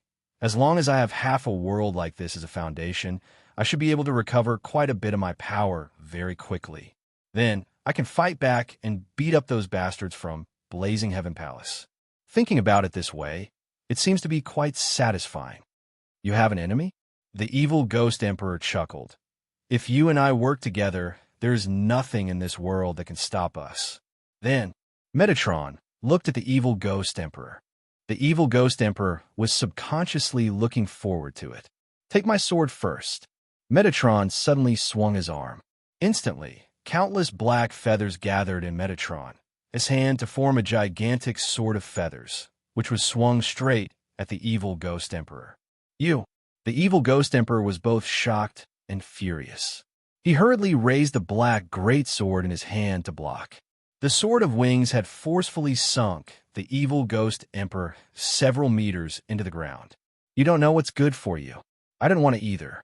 Metatron expressionlessly raised his arm again, raising the Sword of Feathers once more. But I don't want the only one who still believes in me to scold me behind my back. Sword of Feathers slash. If Celia knew about this, she would definitely scold me to death. Sword of Feathers raise. Sword of Feathers slash. The evil Ghost Emperor was slashed to the ground again and again by the sword. His legs had completely sunk into the ground, and there was even a huge gap in the black greatsword in his hand. He was in a very sorry state. You shouldn't be at this level. Metatron stared at the malevolent Emperor expressionlessly. Show me what you're really capable of. I'm feeling particularly irritated right now. I just want to fight to my heart content, then deal with a certain rat hiding in the dark. As he said that, the six-winged youth's gaze suddenly moved to a certain corner of the broken dormitory building. He found me? In the dormitory building, the expression of the woman in the ice-blue robe changed slightly. That gaze seemed to have appeared directly in front of her. Impossible. You should have already used Holy Fall. Gritting her teeth, the woman in the ice-blue robe opened the Book of Gaia in her hand again and said sternly, even if I have to consume more than half of the power of the Book of Gaia, I will completely suppress you here. The earth shook. However, the source of the shaking did not come from the Book of Gaia in the woman's hand. The shaking appeared before the power of the Book of Gaia was released. This was also not the shaking caused by Metatron and the evil Ghost Emperor. This shaking actually came from the depths of the earth. Ruins. Chapter 2174. Within the dark red vortex, terrifying evil spirits kept emerging. Within the park, Kauros was carrying several unconscious children. He found a gymnasium and hid behind it. After Kauros sat down, he wanted to see if he could block it. Brother, aren't you going to help? It is useless to go now. Brother said calmly. At the very least, we need to take care of Ah Wong and the others. Besides, these strange adults should be able to block it for a while. Moreover what? Livia asked curiously. Brother said helplessly. I am not too familiar with this big fellow. I don't even know how many functions it has. I need some time to figure it out. Moreover, it seems like it does not have enough energy. As he said that, Brother pointed a red button on the control screen. It was almost completely empty. Livia stuck out her tongue. If it suddenly stops, we will be in big trouble. Brother nodded his head. Then, he pressed his hands on the control ball. This thing seems to be able to be controlled with thoughts. Thoughts. I should be able to communicate with the blue bird on the screen, right? With that thought in mind, a ring suddenly shot out from the cockpit seat, covering the eyes of little Ya's brother. The translucent ring began to flash with various data and words at this time. He was digesting the information with his astonishing memory and comprehension ability. Weapon system, armor system, propulsion mode, energy supply explanation, cockpit ejection. Forced braking effect, self-destruct mode. Confirming his experience in fighting against Ah Wong and the other evil spirits, Titan, he was frantically absorbing the information. When her brother was concentrating on something, she liked to silently accompany him by his side. In her world, it seemed as though just seeing her brother was enough. Taramaru was in her arms, and from time to time, she would play with his furry palms. Found a way to replenish energy. Brother was delighted. Then, a strange expression appeared on his face. Under the park, there is a suitable energy source for replenishing energy. Brother? It seems that we need to go underground. Xiaoya's older brother thought quickly and said, it's obvious that controlling this big guy will make him an obvious target. But if we don't have it, I'm afraid we'll soon die under those stray bullets. We can only replenish our energy. After saying that, Little Ya's brother quickly tapped on the screen. Soon, a small tablet the size of 2 palms was ejected from the control panel. On it was a scan of the underground area of Kairos. It showed the complete underground structure of the park and marked the locations of suitable energy sources. After taking out the tablet, Xiaoya, big brother, pressed another button under the cockpit. The seat started to move back and open.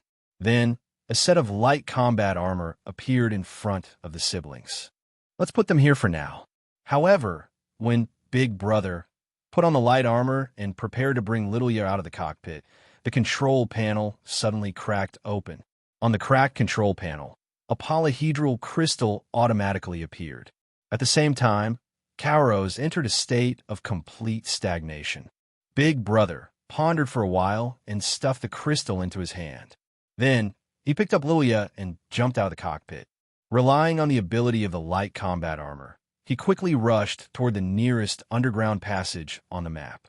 Following the leader of Qingtian into the depths of the temple ruins, senior sister, Yulia, couldn't help but recall the time when she was a newbie in the Void Dimension and followed a group of veterans to explore the Void Dimension's hidden treasures. It was good to be a bystander, especially when she was able to be a bystander all the way to the end. Of course, this time, she probably wouldn't be able to complete the bystander achievement. Senior sister, Yulia, suddenly asked, "What are these murals on the wall? What is it about in the past?" The leader of Qingtian used the equipment on his wrist to illuminate the area and said, "According to our research, this painting should be depicting the ancient civilization. It should depict the origin of evil spirits and the war between humans and evil spirits." Senior sister, Yulia, subconsciously looked up at the ceiling and saw that the entire dome was a huge and completed painting. This painting looks like the starry sky. She suddenly had an indescribable feeling. The painting on the dome was indeed huge, but at the same time, it gave her the feeling that she was in the Void Dimension. The starry sky was vast, and mortals were tiny. In the endless starry sky, there was a huge whirlpool. Within the whirlpool, senior sister, Yulia saw an ancient eye. It wasn't the left eye or the right eye. It was a perfectly symmetrical eye. The moment senior sister, Yulia, made eye contact with the eye, she instantly lost her sense of direction in the starry sky until her body suddenly shook. Don't look at that eye. Back then, because of this eye, there were several people in the excavation team who lost their consciousness and became vegetative. The leader of Fairski quickly said, "Back then, because of this eye, several people in the excavation team lost their consciousness and became vegetative." Senior sister, Yulia, immediately shivered. As a black soul, at this moment, she actually had a feeling that her whole body was covered in cold sweat. Her thoughts were still in a sluggish state. She felt as if she had been lost in the starry sky for thousands of years in that short exchange of glances with him. "Thank you." Senior sister, Yulia, slowly exhaled. The leader of Qingtian nodded and didn't say anything. He directly pushed open a door. Based on the terrain observed from the outside, the center of the temple in the ruins should be behind this door. "What's inside?" "I don't know." The leader of Qingtian said in a deep voice, 20 years ago, we didn't have time to open this door, but it seems to have been opened a long time ago. It's cats. The leader of Qingtian thought for a while and said, maybe it opened it later. It must be very concerned about the thing behind this door. The door was slowly pushed open. What came into view was a spacious hall. In the center of the hall, there was a huge light circle with a diameter of about 20 meters. In the center of the light circle, there was a statue kneeling on one knee with its head lowered. It looked like a guard. Senior sister, Yulia, couldn't help but frown. The leader of Qingtian quickly walked into the hall. As he walked, he looked around the hall. However, except for the statue in the center, there was nothing else in the hall. Senior sister, Yulia, looked up and found that on the dome of this hall, there was also a completely symmetrical eye. Moreover, this eye was clearer and more realistic. She was so scared that she quickly lowered her gaze and quickly followed the leader of Qingtian. Except for this statue, there is nothing else here. Senior sister, Yulia, frowned and said, the door has already been opened. It seems that if there was anything in here, it would have been taken away long ago. Is it futile? How can this be? The leader of Qingtian came in front of the statue in a daze and muttered to himself, how can there be nothing here? He was on the verge of despair and suddenly fell to the ground. As if he was possessed, he said, impossible. It's impossible that there is nothing here. I know cats. If there was nothing here, it wouldn't have spent so much effort to build a facility on the ground. If it wasn't afraid of this temple, it would have destroyed it long ago. Where is it? Where is it? Leader, do you want me to give you some peace and quiet? However, the leader of Qingtian obviously couldn't hear her. He just stared blankly at the statue in front of him. Senior sister, Yulia, thought for a while and said, this statue seems to have appeared on the murals outside. I remember that the guy represented by this statue seemed to be fighting with evil spirits. Maybe this statue can be activated? The leader of Qingtian subconsciously looked at Yulia and frowned. Do you know how to activate it? I don't know. Yulia shook her head. I just said it casually. No. The leader of Qingtian suddenly stood up, and his face lit up with hope. It's completely possible. You know the dawn armor, right? The power of the dawn armor comes from the ruins. However, the reality is that we humans have yet to fully exploit their powers. We tried our best to make the armor as a carrier of this power, but we can only activate a small part of its power. Maybe someone is here. Senior sister, Yulia, suddenly frowned and grabbed the excited leader of Qingtian and pulled him to her side. At the same time, a black shadow instantly fell to the ground. The ground cracked, showing the strength of the fall. Turning around, he went straight to the entrance of the hall. At this moment, there stood a crimson creature with a pair of wings on its back and a sharp horn on its head. The thing that was thrown out just now was actually this creature's tail. Evil Spirit Knight. Phoenix, the leader of Qingtian, immediately recognized the newcomer. Why are you here? It's not why I'm here, but you just happened to come to me. The dark red creature sneered. Before this, I was working here. Mr. Leader of the Human Resistance Army, I finally see you. You really care about the things in the temple. The leader of Qingtian said calmly. Even if you know, it doesn't matter. Phoenix walked in step by step.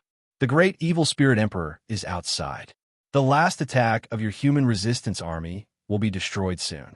Even if you come here, you can't do anything. Everything will be over soon. The leader of Qingtian took out the pistol he always carried with him. However, when the bullet hit the evil spirit knight Phoenix, it couldn't even scratch its dark red skin. At this moment, Phoenix's tail stretched out again and instantly coiled around the waist of Qingtian leader. Seeing that the leader of Qingtian was about to be swept away, senior sister, Yulia, hurriedly tightened her grip. However, she couldn't pull the other party away. This damn black soul body, apart from turning into mist and being almost immune to physical attacks, it didn't give her any buffs on pure strength. However, after capturing the leader of Qingtian, Phoenix obviously didn't intend to stop. Soon, its gaze fell on Yulia. Another black shadow shot out like a bolt of lightning. "You're still hiding a tail?"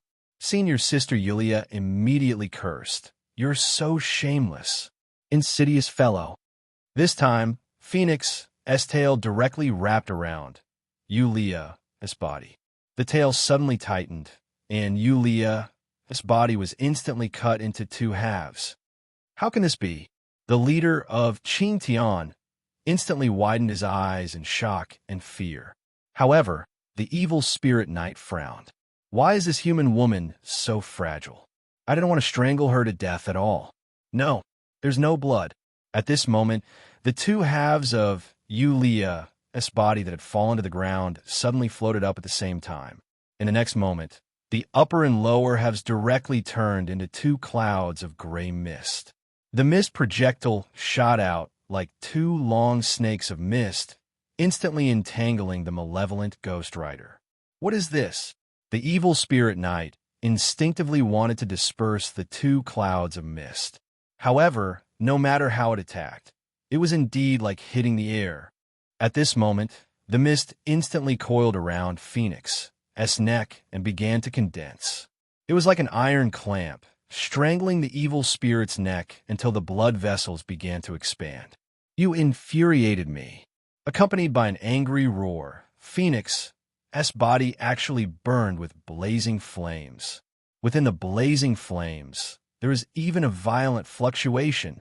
In the air, Yulia's figure suddenly appeared as she screamed strangely. The appearance of the blazing flames forced her to let go of the other party, and she was directly blasted away by the violent fluctuation. In an instant, she gathered again in the air. Other than her expression being a little embarrassed, she was not seriously injured. However, at this time, she did not approach again. "It seems that you are afraid of fire." At this time, the evil spirit knight raised its palm. The flames on its palm seemed to have become more vigorous. Yulia was now silent. She was not afraid of fire, but that strange violent fluctuation was not something that the Black Soul body was immune to much damage. Attack the evil spirit crystal on its forehead. At this time, the leader of Qingtian forcefully grasped the thing on its neck and blurted out loudly, "Every evil spirit knight has the power of the evil spirit crystal bestowed by cats. Destroy it." "You should have said so earlier." Yulia immediately rolled her eyes. At this time, Phoenix coldly snorted and swung its tail, directly throwing the leader of Qingtian away. The leader of Qingtian, who was thrown away, crashed into the wall. Her entire body was actually embedded in the wall. The moment Qingtian was thrown away, the evil spirit knight also attacked. In front of Yulia, the evil spirit knight arrived in a flash. Clenching its fists tightly, it ruthlessly struck her body like a heavy cannon. In an instant, Yulia was smashed to the ground. "Even if you have a weakness, as long as you can't touch me, it's not a weakness." After saying this, the moment Yulia crawled up, the evil spirit knight once again appeared in extremely fast speed and punched her abdomen. The power of the fist, the violent power, and the blazing flames all blasted her body together, instantly turning her into a fireball and sending her flying backward. However, the evil spirit knight didn't have the slightest joy of hitting her. Instead, it frowned. The fireball that flew backward was quickly extinguished, and it didn't burn anything at all. "I hate people who fight hand-to-hand the most." The voice came from behind.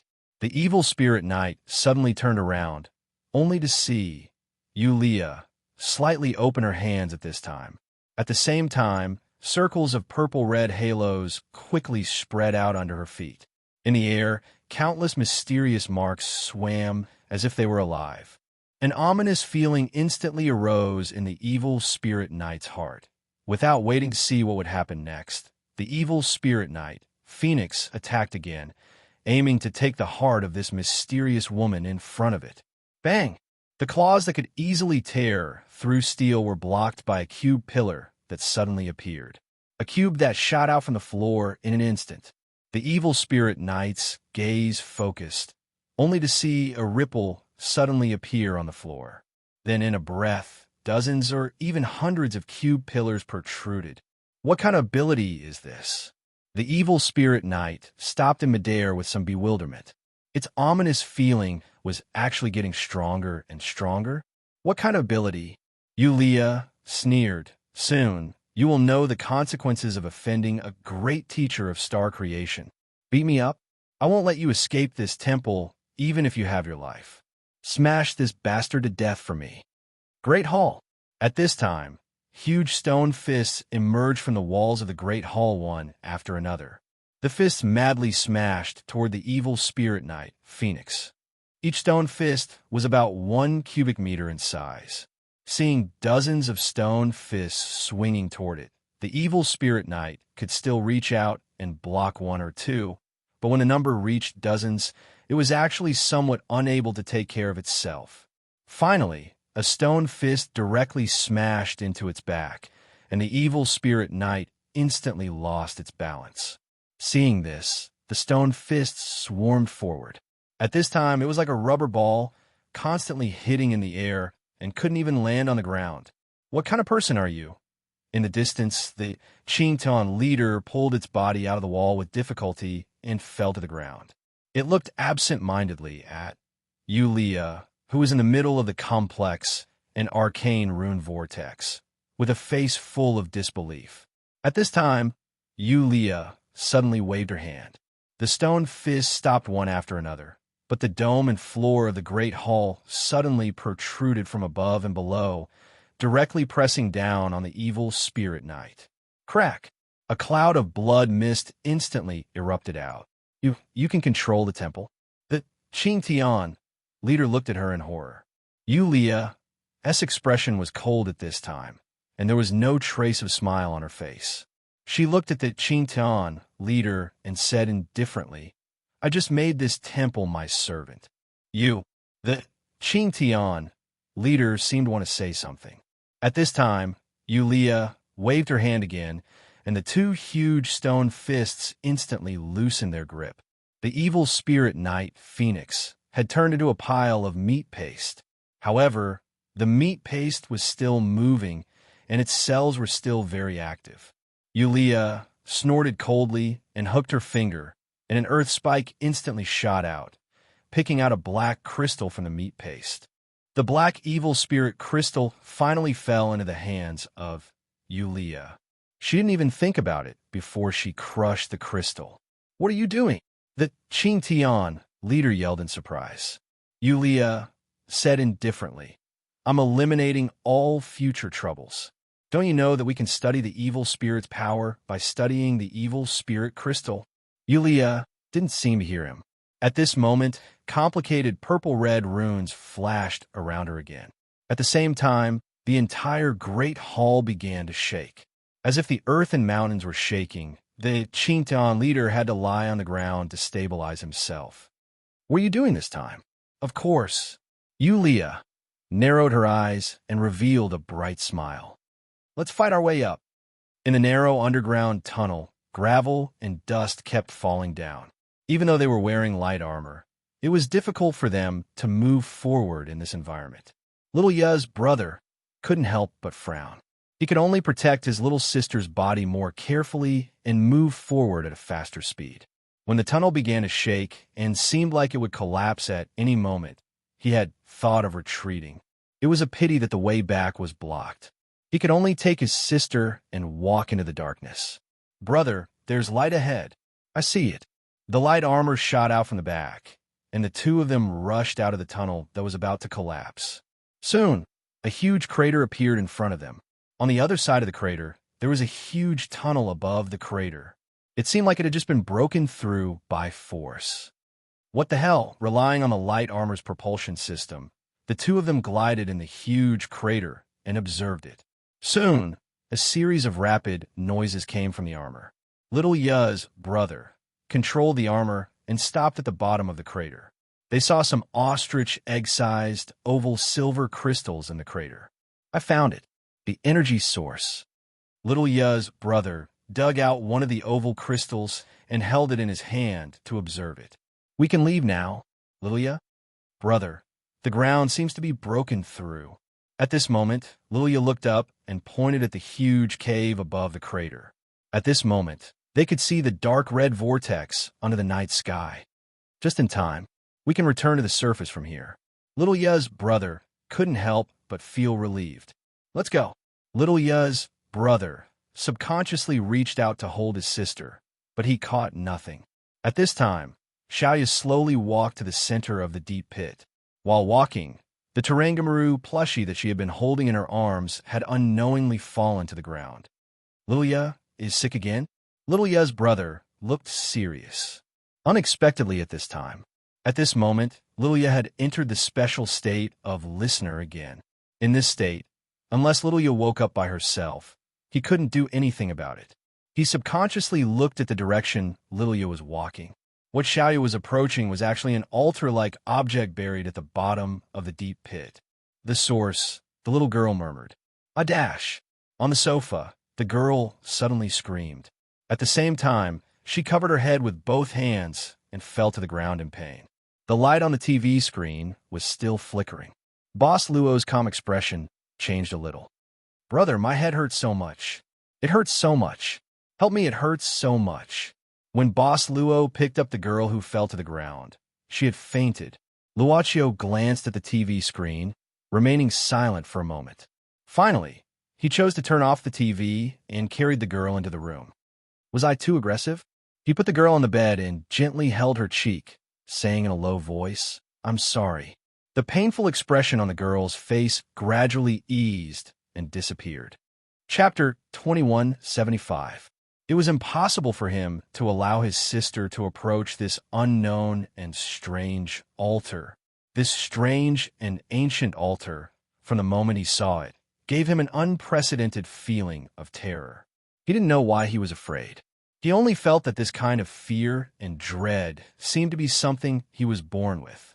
He even felt as if even his thoughts had almost been frozen. Brother reached out his hand without thinking and wanted to grab Lilia's arm. However, at the moment of contact, a strange power directly bounced him away, even though he was wearing a light armor. He even felt that his body was hit by a huge blunt object and flew far away in an instant. Lilia, brother, got up again, but saw that Lilia had already walked up the stairs leading to the ancient altar. Brother gritted his teeth and directly turned the power of the armor's thrusters to the maximum. But at this time, at the edge of the ancient altar, there was an invisible wall that completely blocked him. He, who was always calm, finally had a terrified expression on his face at this time. No matter how smart and rational he was still only an 11 or 12-year-old child in essence. People called him a rare genius. But no matter how talented he was, he didn't feel helpless at this moment. He could only watch Lilia climb up the stairs step by step. He could only madly hit the invisible wall again and again. He could only shout his sister's name again and again, praying that she could wake up in time. Lilia, finally, the little girl, climbed up the altar. She stood in the center of the altar, in front of the huge eyeball that had been floating like a floating eye, and even reached out to touch it. Soon, Lilia's palm directly reached into this strange round eyeball, or it should be said that she was sucked into it. Arms, shoulders, body, little by little, little by little. But brother couldn't break this wall that spanned between brother and sister like a natural chasm. The armor on brother, his body had been completely destroyed because of the overload. At this time, he could only use his hands to hit the wall with limited strength.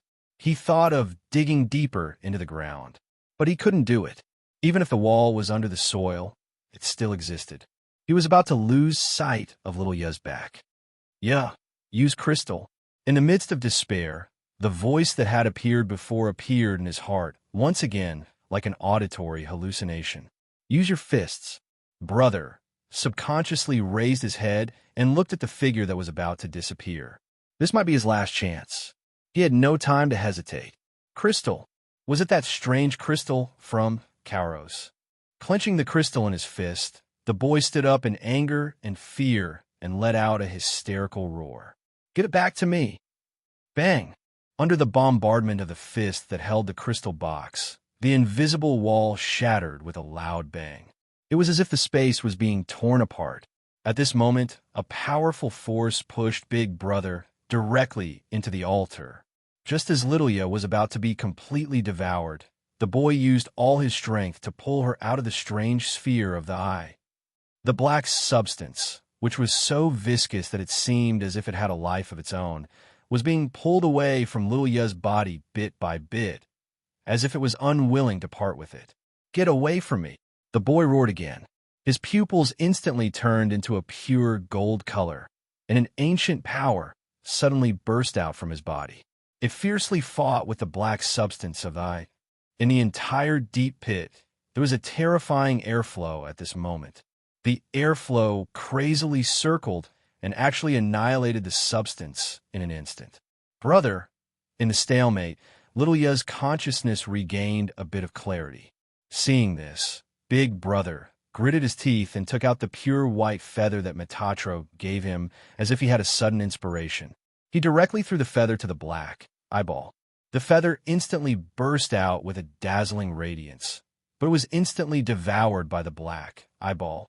However, the moment the black eyeball devoured the feather, the sticky substance that was pulling Lilia slowed down for a moment. Brother gritted his teeth and kicked his legs with all his might.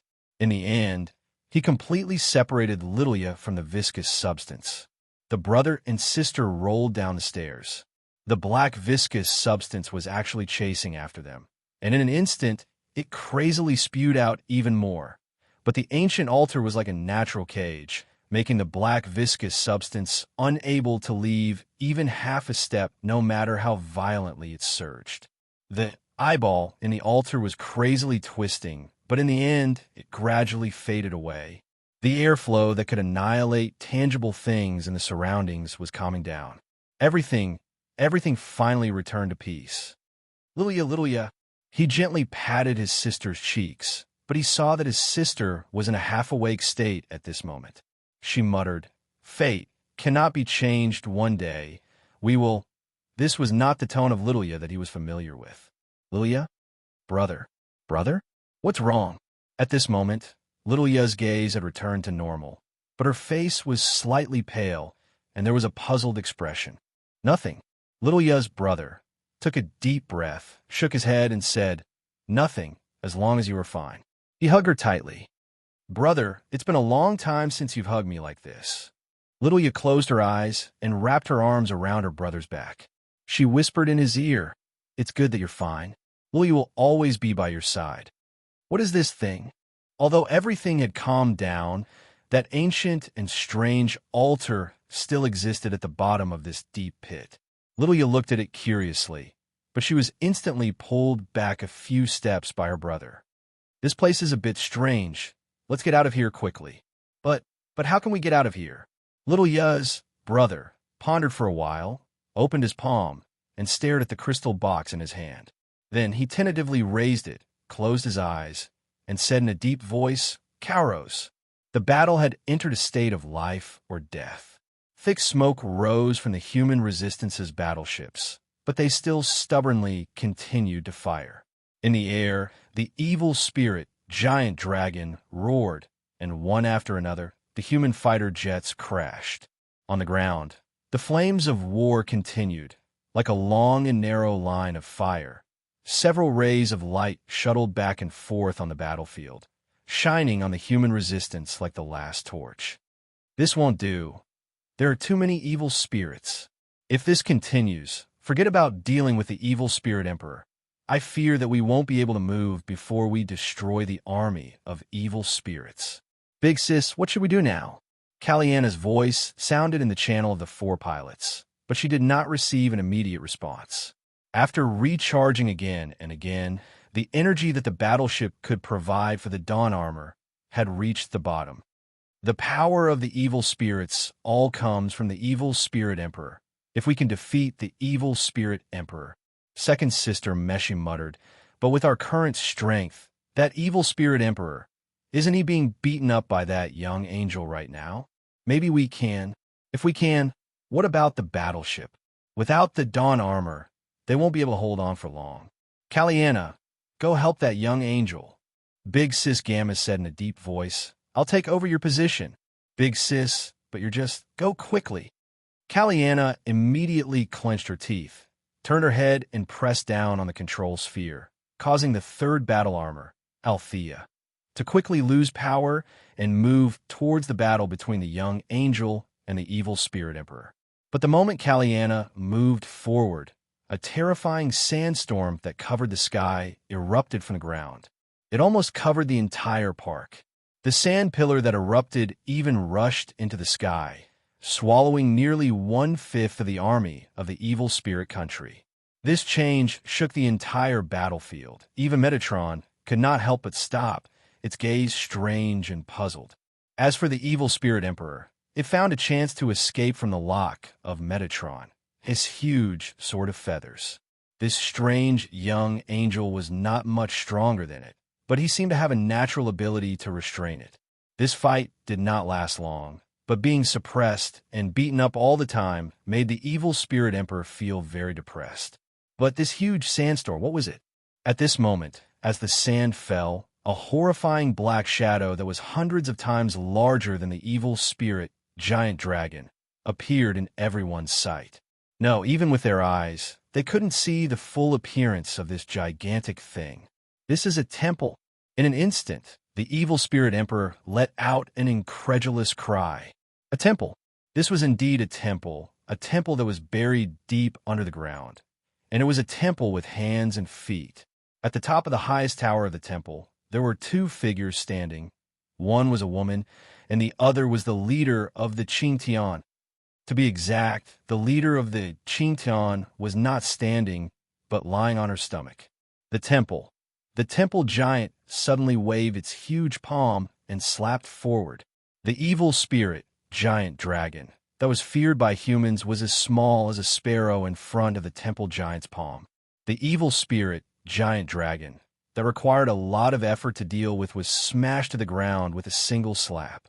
Its body was destroyed, and it couldn't get up anymore. It's the leader of the Qingtian. Cheers of surprise burst out in the bridge fortress of the human warship. It's our ally. The leader of the Qingtian must have found the ultimate power to deal with the evil spirit dragon. With this giant, we can deal with it no matter how many evil spirit legions there are. Immediately contact the Qingtian and ask it what's going on. Yes. We can't contact it. Compared to the excitement of the human resistance army, the leader of the Qingtian looked worried.